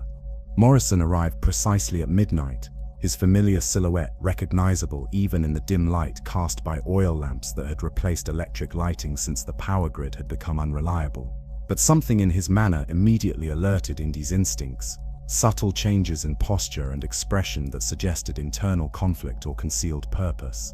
The months of dangerous travel and investigation had created bonds of trust between them, making these barely perceptible differences all the more unsettling. Their conversation began normally enough, with Morrison providing intelligence updates about final Nazi preparations that confirmed the activation would begin at dawn. German technical teams had completed installation of amplification equipment at network nodes throughout the region, while the human subjects selected for consciousness interface had been moved into position within the castle's modified chambers. Everything was proceeding according to the timeline that Indy and Morrison had been tracking for weeks. But as Morrison outlined potential sabotage strategies for disrupting the activation sequence, Indy noticed inconsistencies in his knowledge that hadn't been present during their previous discussions. Details about castle security arrangements were too precise, suggesting access to information that should have been unavailable to British intelligence contacts. Technical specifications about German equipment were more complete than any external observation could have provided. Most tellingly, Morrison's proposed sabotage targets seemed designed to disrupt the activation without actually preventing it, creating delays that would allow Nazi operators time to implement backup procedures. The realization struck Indy with devastating clarity as he studied Morrison's face in the flickering lamplight. The man who had guided him through Himalayan monasteries, translated ancient Tibetan texts, and shared the dangerous journey across 3 continents had been reporting their activities to German authorities from the beginning. Every site they had visited, every document they had studied, every piece of intelligence they had gathered had been transmitted to Nazi researchers who were using their discoveries to refine and improve their activation procedures. Morrison's expression changed as he recognized that his deception had been discovered, the careful mask of academic collaboration falling away to reveal something harder and more calculating underneath. When he spoke again, his voice carried a different tone entirely, one that reflected years of hidden allegiance to causes that had nothing to do with legitimate archaeological research. "You always were too perceptive for your own good, Professor Jones," Morrison said quietly, his hand moving toward a concealed weapon with practiced ease. "I had hoped we could continue the pretense until after the activation was complete, but perhaps it's better this way. You deserve to understand what you've actually accomplished during these past months." The betrayal went deeper than Indy had initially realized. Morrison hadn't simply been reporting their activities to German contacts. He had been actively steering their investigation toward discoveries that would benefit Nazi preparations while ensuring that any information that might help develop countermeasures never reached Allied intelligence services. The expedition to Egypt had been planned to confirm German theories about network functionality. The journey to Tibet had been designed to acquire consciousness modification techniques that Nazi researchers could adapt for their artificial preparation procedures. Most devastatingly, Morrison revealed that the academic contacts who had provided them with access to ancient sites and sacred texts had been carefully selected based on their willingness to share information with German researchers. Professor Baglioni at the Vatican, Dr. Hassan in Egypt, even the Tibetan monastery officials had been manipulated into providing assistance to what they believed was legitimate international scholarship, while actually supporting Nazi attempts to weaponize ancient knowledge. "The ANB has been developing this network for years," Morrison explained with the calm precision of someone delivering an academic lecture. "Every major archaeological expedition since 1933 has been designed to gather components and information related to the Great Circle. Your expertise and reputation simply provided us with access to sources that we couldn't approach directly." The scope of the deception was staggering. Nazi archaeological activities hadn't been random collecting expeditions or ideologically motivated attempts to validate theories about ancient Germanic superiority. They had been systematic intelligence gathering operations designed to acquire every component needed for network activation, conducted with support from academics and researchers who believed they were participating in legitimate international cooperation. Morrison's revelation that he had been working for German intelligence since the early 1930s transformed every aspect of their journey in retrospect. His knowledge of Tibetan culture and monastery politics hadn't come from years of legitimate study. It had been developed through Nazi ethnographic research programs that studied indigenous cultures specifically to identify and exploit their sacred knowledge. His contacts with British intelligence services were actually connections to German agents who had infiltrated Allied intelligence networks throughout Europe and Asia. "The modifications we've made to the ancient activation procedures are largely based on information you helped us gather," Morrison continued, seemingly taking genuine pride in the effectiveness of his deception. "The consciousness preparation techniques from Tibet, the astronomical calculations from Egypt, the alignment data from Vatican archives, all of it has been incorporated into our final activation sequence." But the most chilling aspect of Morrison's betrayal was his genuine belief that Nazi activation of the Great Circle would benefit humanity rather than destroy it.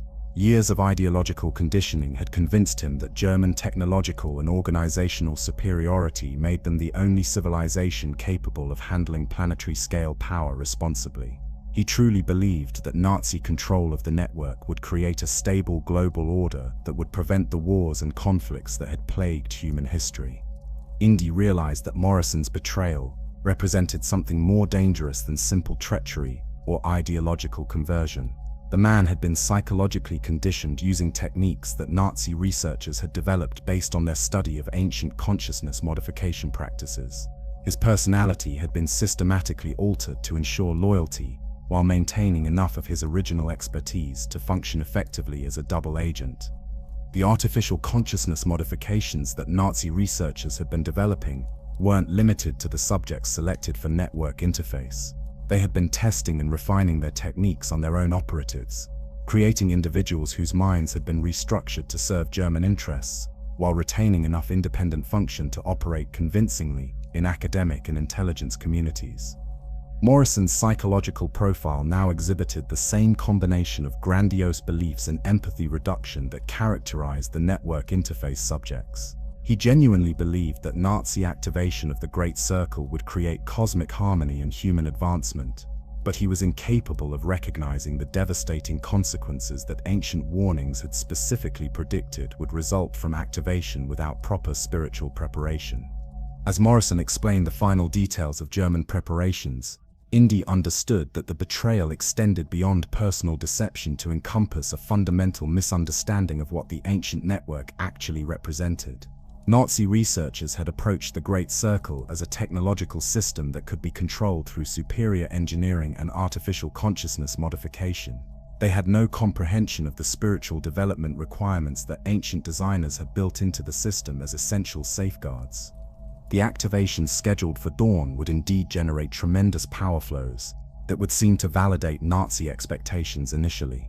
But Morrison's artificial consciousness modifications made him incapable of recognizing that the initial success would be followed by catastrophic failure, as the operators lost control of forces that required wisdom and compassion to regulate safely.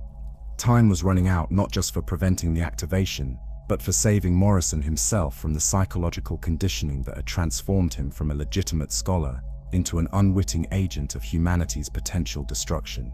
The man who had shared the dangers and discoveries of their journey across 3 continents had become another victim of Nazi attempts to bypass natural consciousness development through technological manipulation.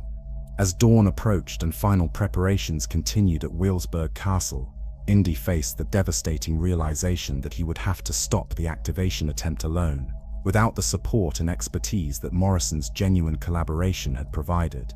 The betrayal had eliminated his most trusted ally, while providing Nazi researchers with detailed intelligence about every countermeasure he might attempt to implement.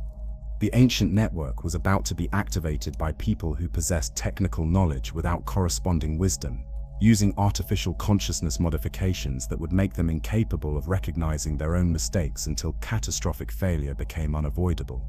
Morrison's betrayal had ensured that this attempt would proceed without interference from anyone who understood the true magnitude of what was about to unfold. Dawn broke over Wilsberg Castle with an unnatural quality that reflected the electromagnetic disturbances radiating from the activation site. The aurora-like phenomena that had been flickering across the night sky intensified as morning light, mixed with energies that shouldn't have existed in Earth's lower atmosphere. Snow crystals in the air began exhibiting strange optical properties, creating prismatic effects that painted the landscape in colors that had no names in human language. Indy approached the castle complex alone, Morrison's betrayal having eliminated any possibility of coordinated intervention, but also providing him with detailed knowledge of German security arrangements and activation procedures. The intelligence that Morrison had shared believing it would ensure Nazi success could now be used to identify the most vulnerable points in their carefully planned sequence of events. The castle itself had been transformed into something that resembled ancient descriptions of temples designed for cosmic consciousness work, but with technological modifications that revealed fundamental misunderstanding of how the network actually functioned. German engineers had installed electronic amplification equipment in chambers that were designed to focus natural energies through human consciousness, creating hybrid systems that combined ancient architectural principles with modern technology. in ways that the original designers would have considered dangerously unstable. As Indy infiltrated the outer defenses, he could feel the network's influence beginning to affect his own consciousness. The approaching activation was creating energy fields that interacted with human neural activity, producing sensations of expanded awareness mixed with psychological pressure that required constant mental effort to resist. He understood now why ancient texts had emphasized the need for extensive consciousness preparation before attempting to work with these forces. The Nazi subjects selected for consciousness interface were already showing signs of severe psychological stress, as they were positioned in the modified chambers. Their artificial preparation procedures had created surface-level consciousness expansion, without the deep spiritual development needed to handle planetary-scale awareness safely. As the network's influence increased, their enhanced capabilities were being overwhelmed by energies that their unprepared minds couldn't process or regulate. German technical teams were interpreting the subject's psychological deterioration as evidence that the activation was proceeding successfully, their instruments registering energy flows that seemed to validate their theoretical calculations. But Indy could see what their equipment couldn't measure: the subtle signs of consciousness breakdown that would make stable network operation impossible once the activation reached full intensity. The preliminary activation sequence had already begun, with energy flows building gradually toward the climactic moment when all network nodes would be simultaneously active for the first time in thousands of years. Electromagnetic anomalies were intensifying by the hour, affecting technological systems throughout Central Europe, while creating atmospheric disturbances that meteorologists couldn't explain using conventional weather science. More ominously, the psychological effects were spreading far beyond the immediate activation site. Radio reports from across Europe described population centers where people were experiencing shared dreams, spontaneous telepathic connections, and collective emotional states that seemed to synchronize entire communities. The network was beginning to function exactly as ancient texts had described, creating consciousness links between distant locations, but without the spiritual preparation that would allow people to handle such experiences safely. Indy's infiltration of the castle's inner chambers revealed the full scope of Nazi modifications to the ancient activation procedures. German researchers had identified what they believed were technological alternatives to every aspect of the spiritual preparation that traditional texts described as essential. Electronic devices designed to amplify human neural activity, pharmaceutical compounds that forced consciousness expansion, and surgical implants that created direct interfaces between human nervous systems and network energy flows. But the ancient warnings were explicit about what would happen when technological substitutes were used in place of genuine consciousness development. The initial phases of activation would indeed seem successful, generating impressive displays of power that would encourage continued escalation. However, the lack of proper preparation would create psychological instabilities in the operators that would eventually overwhelm their ability to maintain control. The Nazi consciousness interface subjects were already exhibiting symptoms that matched ancient descriptions of cosmic madness, the psychological breakdown that occurred when unprepared minds attempted to process planetary-scale awareness. Grandiose delusions were expanding into complete detachment from physical reality, while their capacity for rational decision-making deteriorated as they became convinced that cosmic entities were speaking through them directly. Yet German researchers interpreted these symptoms as evidence that their subjects were successfully connecting with higher dimensional intelligences, rather than recognizing them as warnings of impending psychological collapse.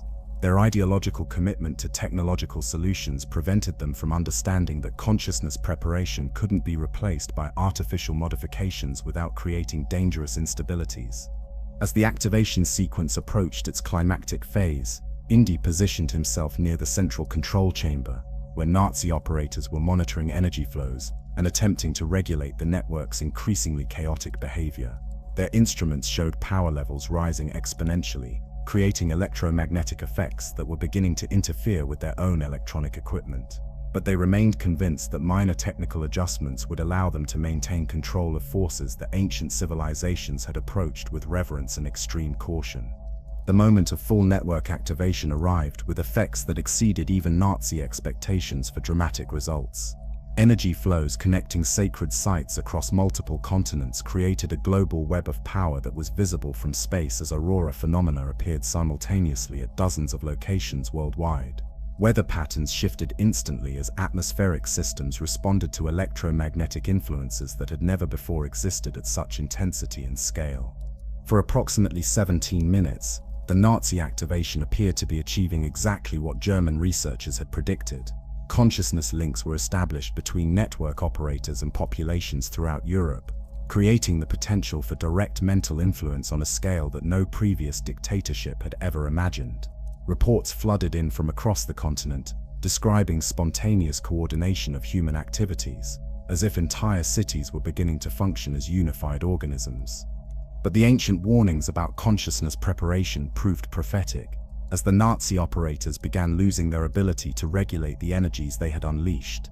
The artificial modifications that were supposed to allow them to interface with planetary-scale forces safely proved inadequate for handling the psychological pressure of cosmic awareness without corresponding spiritual development. The breakdown began subtly, with small errors in judgment that created feedback loops within the network's energy flows. Operators who should have been reducing power levels instead increased them, believing that higher energy flows would give them greater control. Subjects who should have been monitoring their own psychological states instead became convinced that they were receiving direct communications from divine sources. Within an hour of full activation, the network had entered a state of cascading instability that Nazi technology couldn't control, and their consciousness modifications couldn't comprehend. Energy flows that should have been carefully regulated were oscillating wildly between network nodes, creating electromagnetic storms that disrupted technological systems across Europe, while generating atmospheric disturbances that threatened to trigger weather catastrophes on a global scale. The Nazi operators remained convinced that they were on the verge of ultimate success, even as their control systems failed, and their consciousness interface subjects suffered complete psychological breakdowns. Their artificial preparations had left them incapable of recognizing the signs of system failure that ancient texts had described in detail, warnings that could have allowed them to shut down the activation before it reached catastrophic levels. As Indy watched from his concealed position, the ancient safeguards built into the network began activating automatically, designed by the original creators to prevent exactly the kind of misuse that Nazi researchers had attempted. Stone chambers throughout the castle complex began exhibiting harmonic resonances that interfered with German electronic equipment, while energy feedback loops created localized gravitational anomalies that made continued operation physically dangerous. The Great Circle was rejecting the attempt to use it for conquest and domination, responding to Nazi consciousness limitations by implementing shutdown procedures that had been built into its fundamental architecture thousands of years earlier. But the shutdown process itself was creating effects that threatened to destroy everything within a 50-mile radius of the activation site, including the Nazi operators who had triggered the crisis through their arrogance and ignorance. The central chamber of Wielsberg Castle had become a maelstrom of competing energies as ancient safeguards battled Nazi technological overrides in a struggle that was tearing the fabric of reality itself. Stone walls that had stood for centuries were developing stress fractures as harmonic resonances created by the network's emergency shutdown procedures interfered with the castle's structural integrity. Electronic equipment sparked and failed throughout the complex, while electromagnetic anomalies created localized distortions in gravity and time that made navigation through the corridors increasingly treacherous. Indy moved through this chaos, with the focused determination of someone who understood that the next few minutes would determine whether human civilization survived the Nazi attempt to weaponize forces that ancient peoples had approached with reverence and extreme caution. The network's automatic shutdown procedures were designed to prevent catastrophic misuse, but they were also powerful enough to devastate everything within the immediate vicinity of the activation site. The Nazi operators remained at their control stations despite the obvious signs of system failure, their artificially modified consciousness preventing them from recognizing that their grand experiment had become a fight for survival rather than a demonstration of technological mastery. Their instruments continued to register rising power levels even as feedback loops created increasingly unstable energy flows that threatened to trigger geological catastrophes throughout Central Europe. Heinrich Himmler himself had arrived at the castle during the early stages of activation, drawn by reports that described successful consciousness linking with German populations across the continent. His presence in the central chamber represented the ultimate symbol of Nazi hubris. the belief that ideological conviction and technological superiority could overcome limitations that had constrained human ambition for thousands of years. But Himmler's own consciousness had been affected by exposure to network energies without proper preparation, transforming his already grandiose worldview into something approaching cosmic megalomania. He genuinely believed that he was witnessing the birth of a new form of human evolution under German leadership, even as the evidence mounted that the activation was spiraling toward catastrophic failure. Indy's approach to the central chamber required navigating through areas where space itself had become unstable due to gravitational anomalies created by energy feedback loops. Corridors that should have led directly to his destination instead twisted through dimensions that existed outside normal physical reality, while doorways opened onto chambers that contained impossible geometries that challenged human perception. The consciousness interface subjects who had been positioned throughout the castle's modified chambers were no longer capable of coherent communication, their minds overwhelmed by awareness that encompassed planetary and cosmic scales without the spiritual development needed to process such experiences safely. Their artificial preparations had created surface-level consciousness expansion that collapsed under the psychological pressure of genuine cosmic contact. Yet their breakdown was providing crucial information about how the network actually functioned when activated by unprepared operators. The energy flows that Nazi researchers had expected to control were instead controlling them, using their enhanced neural activity as conduits for forces that followed patterns established by the network's original designers thousands of years earlier. The ancient safeguards weren't simply shut-down procedures designed to prevent misuse. They were consciousness-responsive systems that evaluated the spiritual development of anyone attempting to activate the network, automatically implementing different operational modes based on the operator's level of wisdom and compassion. Nazi attempts to bypass these evaluations through technological substitutes had triggered defensive responses that were designed to protect the planetary biosphere from consciousness that wasn't ready to handle cosmic-scale responsibility. As Indy reached the central chamber, he found Himmler standing before a control panel that combined ancient stone mechanisms with modern electronic equipment. His attention focused on displays that showed network activity across multiple continents. The Reichsführer's face reflected the psychological effects of exposure to energies that his artificially enhanced consciousness couldn't process safely, a mixture of ecstatic conviction and barely contained madness that made rational communication impossible.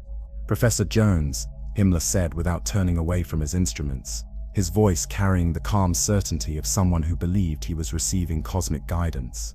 "You arrived just in time to witness the birth of the 1,000-year Reich on a scale that transcends mere political boundaries.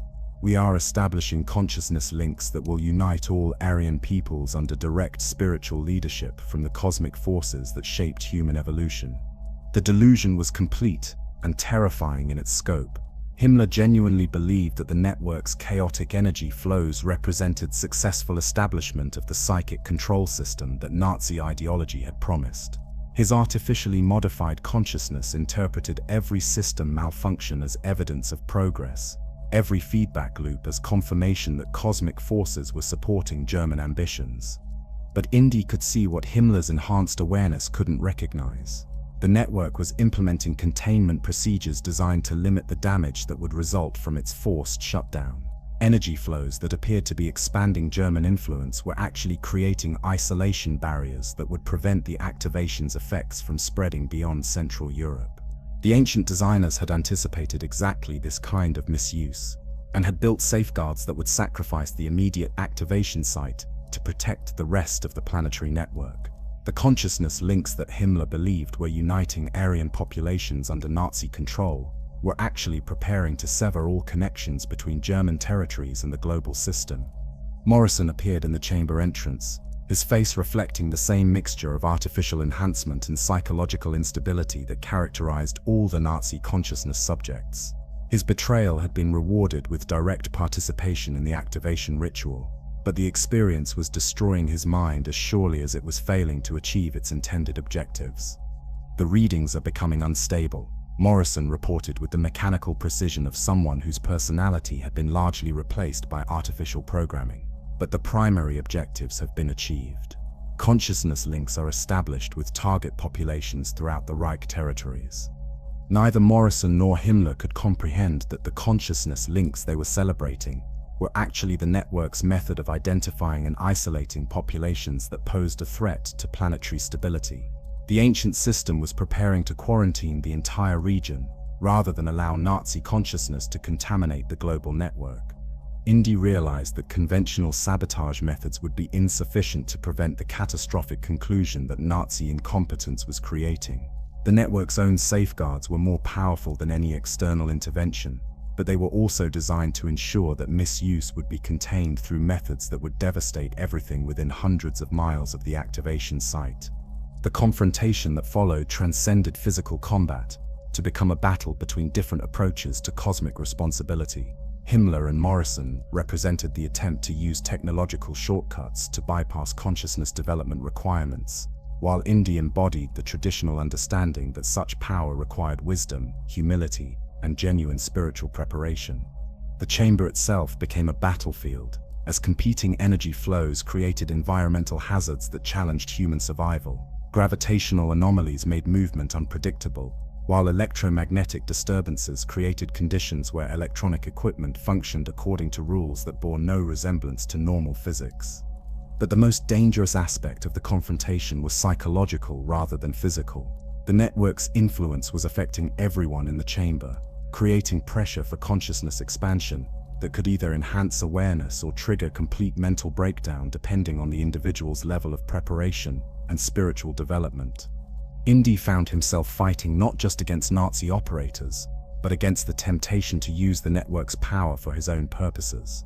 The system was offering him access to capabilities that would allow him to resolve the crisis instantly, but only by accepting consciousness modifications that would fundamentally change his nature and potentially compromise his ability to make ethical decisions.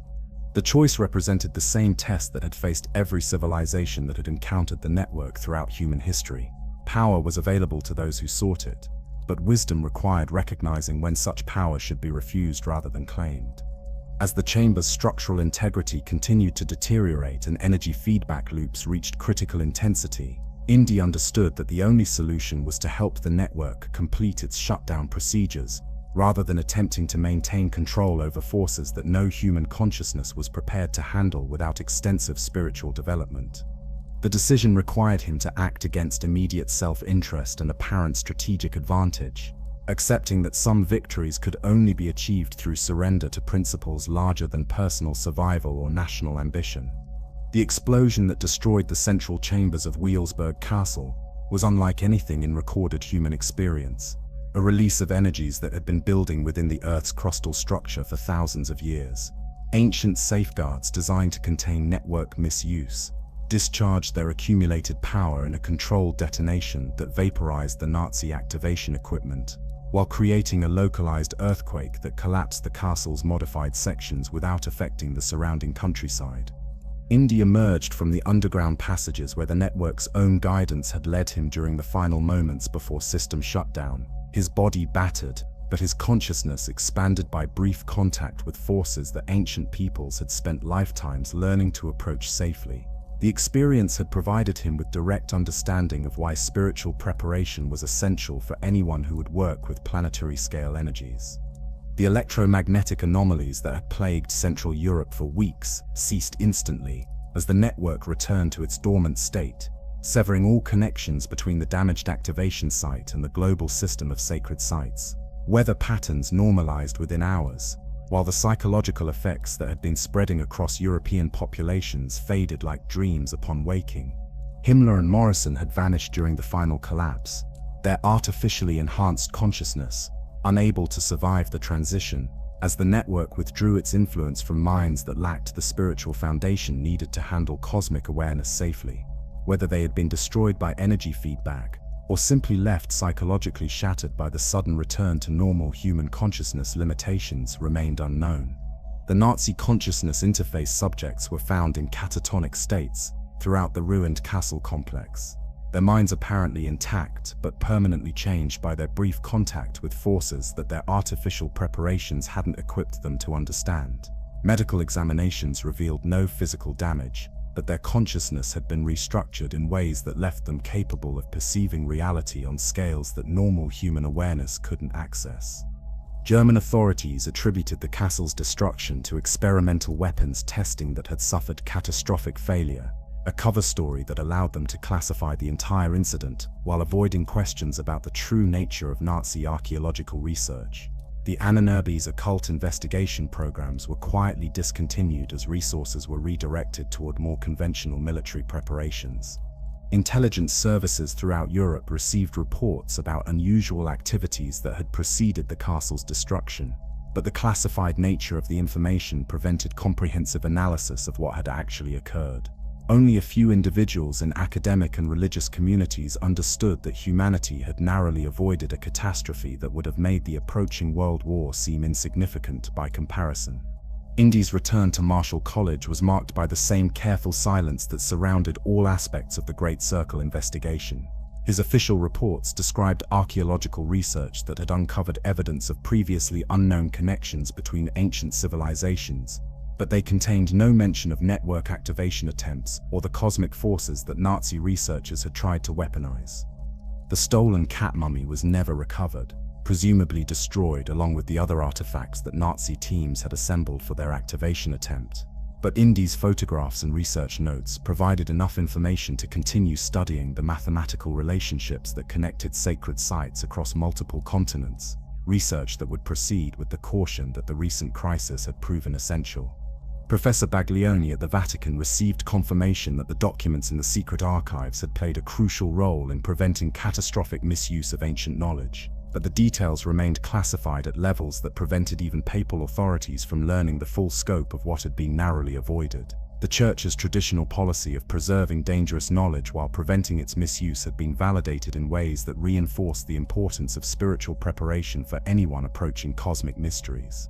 Dr. Hassan in Egypt reported that German archaeological expeditions had abruptly ceased their activities throughout the Nile Valley, leaving behind excavation sites where sophisticated equipment had been abandoned without explanation.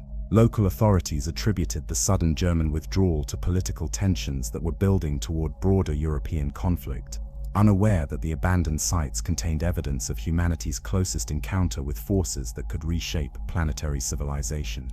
The Tibetan monasteries that had provided crucial information about consciousness preparation requirements received no direct communication about how their knowledge had been used, but the abbots reported unusual atmospheric phenomena that had appeared briefly during the period when the network had been active.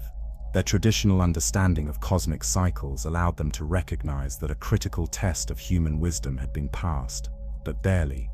The academic networks that had been manipulated to support Nazi research gradually returned to legitimate international cooperation, but with increased awareness that knowledge sharing required careful evaluation of participants' motivations and ethical foundations.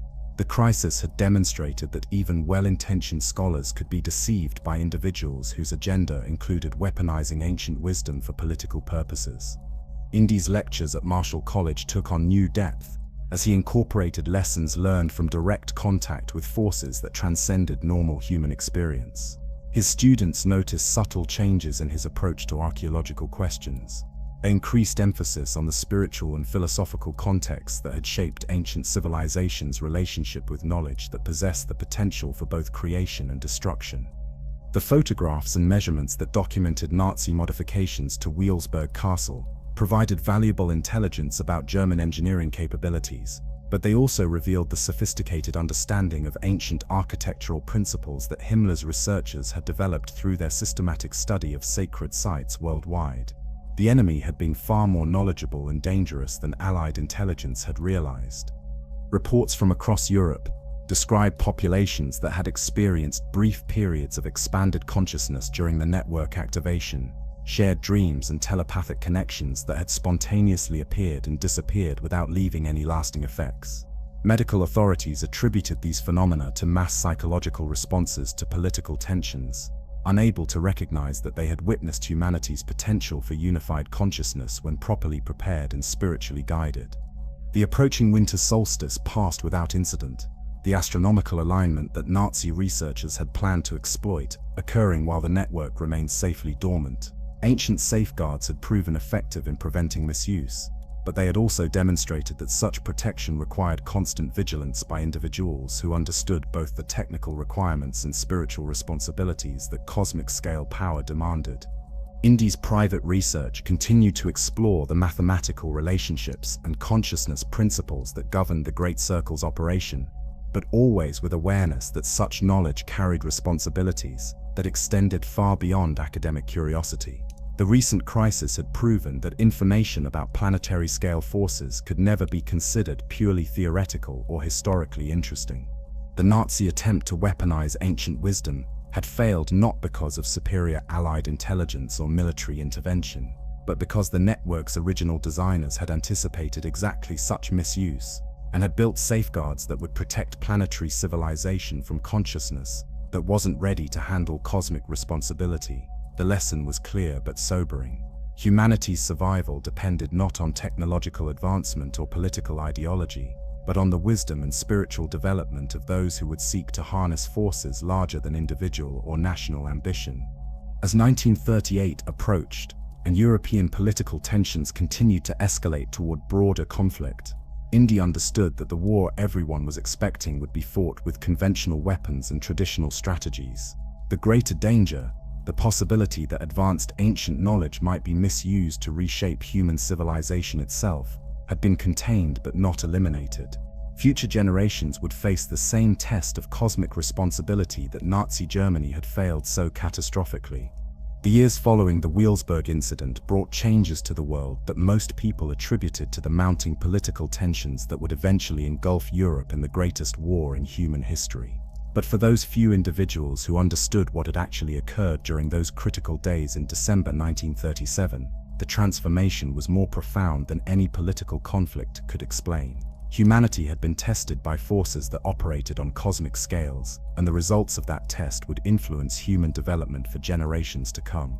Indy's research during the late 1930s took on a different character, as he attempted to understand the long-term implications of humanity's brief contact with the Great Circle network.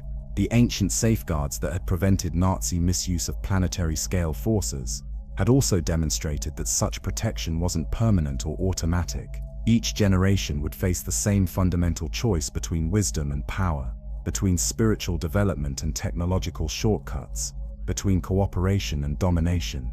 The manuscripts and documents that had survived the Weilsburg explosion provided glimpses into civilizations that had faced similar tests throughout human history. The rise and fall of ancient empires, the mysterious disappearance of advanced cultures, even geological events like ice ages and mass extinctions, began to reveal patterns that suggested previous encounters between human ambition and cosmic forces that required wisdom rather than mere knowledge to handle safely. Archaeological discoveries during the 1940s and beyond would occasionally uncover evidence that supported the Great Circle research, but always in fragmentary forms that prevented anyone without extensive cross-cultural knowledge from recognizing the full scope of what ancient peoples had achieved. Stone circles that aligned with distant temples, pyramid chambers that incorporated astronomical calculations accurate to degrees of precision that shouldn't have been possible with ancient instruments, and religious texts that described consciousness expansion techniques bearing remarkable similarities across completely different cultural traditions. The network itself remained dormant, its sites continuing to function as tourist destinations and religious centers, without revealing the technological sophistication that connected them to a global system designed to interface with cosmic forces. Visitors to Stonehenge, the pyramids of Giza, Angkor Wat, and dozens of other locations experienced the spiritual significance that had drawn pilgrims for thousands of years. But few recognized that they were standing within components of apparatus designed to facilitate consciousness expansion on planetary scales. Scientific developments during the decades following the crisis gradually provided frameworks for understanding some aspects of what Nazi researchers had attempted to accomplish. Discoveries in quantum physics, electromagnetic field theory, and consciousness research offered hints about the mechanisms that ancient peoples had incorporated into their global network, but always as isolated insights rather than comprehensive understanding of the integrated system. The consciousness interface subjects who had survived the Nazi experiments remained institutionalized in facilities where their condition was officially attributed to exposure to experimental psychological warfare techniques. Their ability to perceive reality on cosmic scales made them incapable of functioning in normal human society, but it also provided unique insights into the nature of consciousness expansion that ancient texts had described as essential for safe network operation. Medical researchers who studied these individuals discovered that consciousness could indeed be artificially enhanced through technological intervention, but that such modifications required extensive spiritual preparation to prevent psychological breakdown. The Nazi approach of forcing expansion without corresponding wisdom development had created minds that could perceive planetary and cosmic patterns, but lacked the emotional foundation needed to process such awareness constructively. Religious communities throughout the world reported subtle changes in spiritual practices during the years following the network activation. Modifications in meditation techniques and consciousness disciplines that seemed to arise spontaneously across different traditions. These adaptations suggested that humanity's brief contact with cosmic forces had created genetic or cultural changes that were being expressed through the natural evolution of spiritual understanding. The Tibetan monasteries that had provided crucial information about consciousness preparation requirements continued their traditional practices, but with increased emphasis on preparing future generations for encounters with forces that operated beyond normal human experience. Their archives contained prophecies describing future cycles when the network would again become active, requiring individuals with proper spiritual development to ensure that such power was used wisely rather than destructively. Educational institutions around the world began incorporating new approaches to consciousness studies and comparative religion. Academic programs that ostensibly focused on historical and anthropological questions, but actually provided frameworks for understanding the spiritual preparation requirements that cosmic scale responsibility demanded. These developments occurred without coordination or conscious planning, suggesting that humanity was instinctively adapting to lessons learned during the Great Circle crisis. The Second World War that began in 1939 demonstrated both humanity's continued attraction to conflict and domination, and the relative insignificance of even global political struggles compared to the cosmic forces that the Great Circle network was designed to channel. Conventional weapons and traditional military strategies shaped the immediate future of human civilization, but the deeper question of whether humanity was developing the wisdom needed to handle planetary-scale power remained unanswered.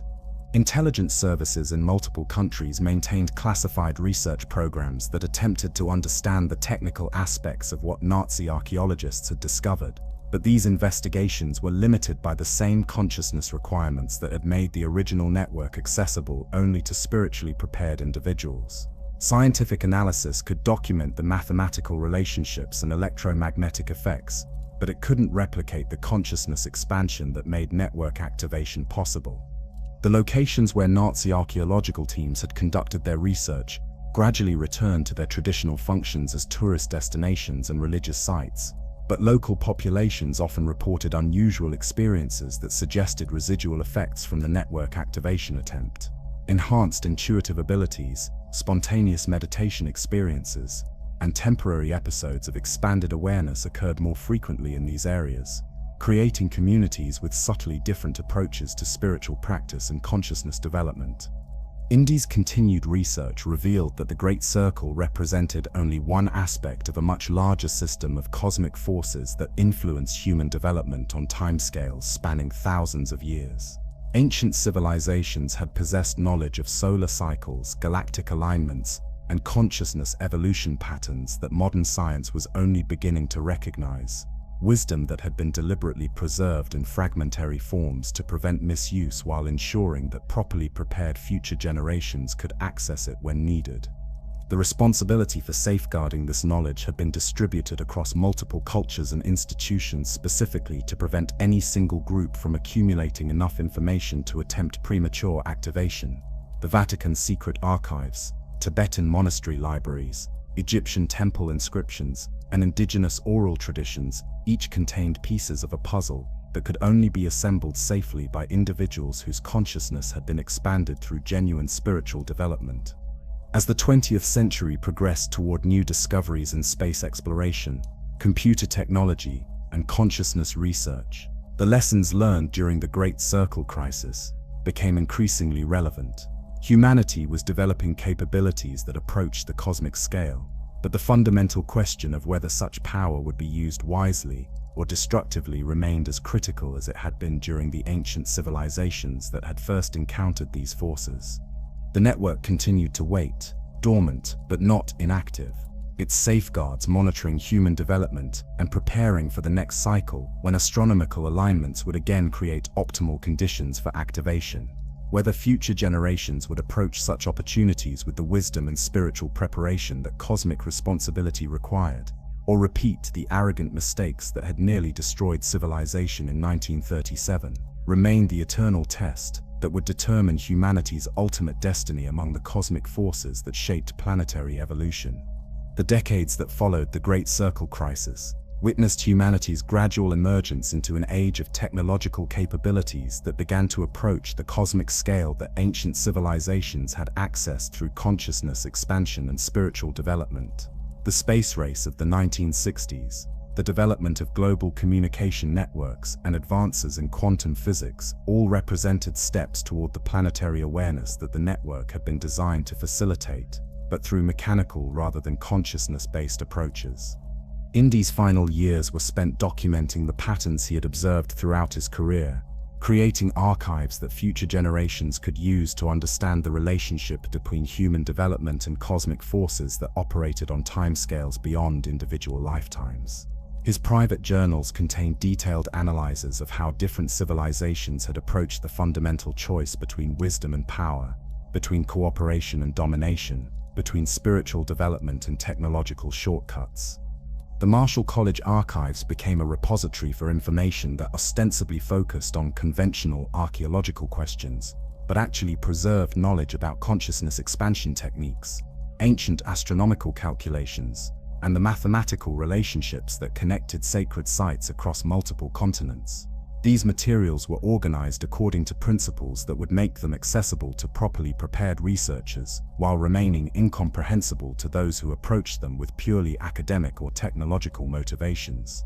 Student archaeologists who studied under Indy during his later teaching years often noticed subtle elements in his lectures that seemed to point toward mysteries larger than conventional historical questions.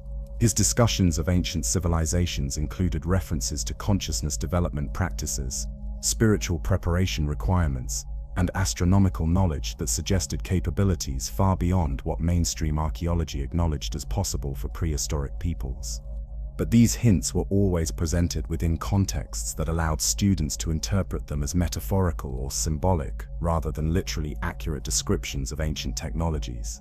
Only those individuals whose own consciousness had begun expanding through natural spiritual development would recognize the deeper meanings embedded within Indy's seemingly conventional academic presentations.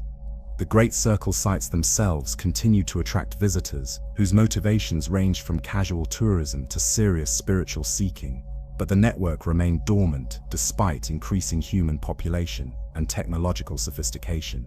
The ancient safeguards that had been triggered by Nazi misuse apparently required extended recovery periods before the system could again become accessible to human consciousness. Protection against premature reactivation that demonstrated the original designer's comprehensive understanding of how cosmic forces interacted with developing civilizations. Archaeological discoveries during the latter half of the 20th century occasionally revealed evidence that supported aspects of Great Circle research, but always in forms that prevented comprehensive understanding without cross-cultural knowledge that few scholars possessed. Carbon dating techniques applied to monuments that had been built according to network principles sometimes produced results that challenged conventional timelines for human technological development, suggesting that advanced capabilities had existed much earlier than traditional historical models acknowledged. Satellite photography and GPS technology revealed geometric relationships between ancient sites that confirmed many of the mathematical patterns that Indy and his colleagues had documented during their investigation of the network. But these discoveries were interpreted as evidence of coincidental alignment or primitive astronomical observation, rather than components of a sophisticated global system designed to facilitate consciousness expansion on planetary scales. The consciousness research that emerged during the 1960s and beyond provided scientific frameworks for understanding some aspects of what ancient texts had described as spiritual preparation requirements for cosmic awareness. Studies of meditation, psychedelic experiences, and altered states of consciousness suggested that human awareness could indeed be expanded beyond normal limitations, but the research was conducted without understanding of the safeguards and preparation procedures that traditional cultures had developed through thousands of years of careful experimentation. Computer technology and global communication networks began creating the infrastructure for planetary-scale information sharing that resembled some functions of the ancient network, but operating through electronic rather than consciousness-based mechanisms. The Internet that emerged during the final decades of the 20th century demonstrated humanity's instinctive movement toward global coordination and unified awareness, but through technological approaches that bypassed the spiritual development requirements that ancient designers had considered essential. Environmental movements that gained prominence during the same period reflected growing recognition that human activities needed to be coordinated on planetary scales to prevent ecological catastrophe. Climate change, resource depletion, and biodiversity loss represented challenges that required exactly the kind of global consciousness and cooperative decision-making that the Great Circle network had been designed to facilitate. But humanity was attempting to address these issues through political and technological means rather than consciousness expansion.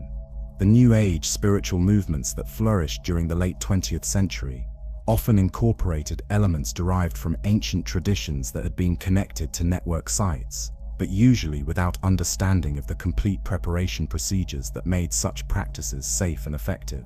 Meditation techniques, crystal healing, and energy work became popular approaches to consciousness expansion, but they were typically practiced without the comprehensive spiritual development that traditional cultures had required before approaching cosmic-scale forces.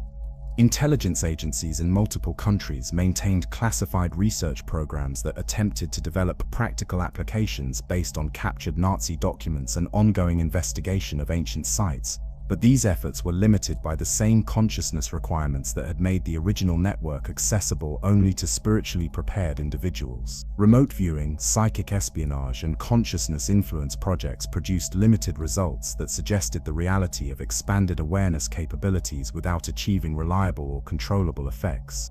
Private research organizations funded by wealthy individuals who had learned fragments of Great Circle history occasionally attempted to locate and activate network sites, but these efforts typically failed due to lack of proper spiritual preparation and comprehensive understanding of how the system actually functioned. The ancient safeguards continued to protect the network from misuse, while ensuring that access remained limited to consciousness that had developed sufficient wisdom and compassion to handle planetary-scale responsibility.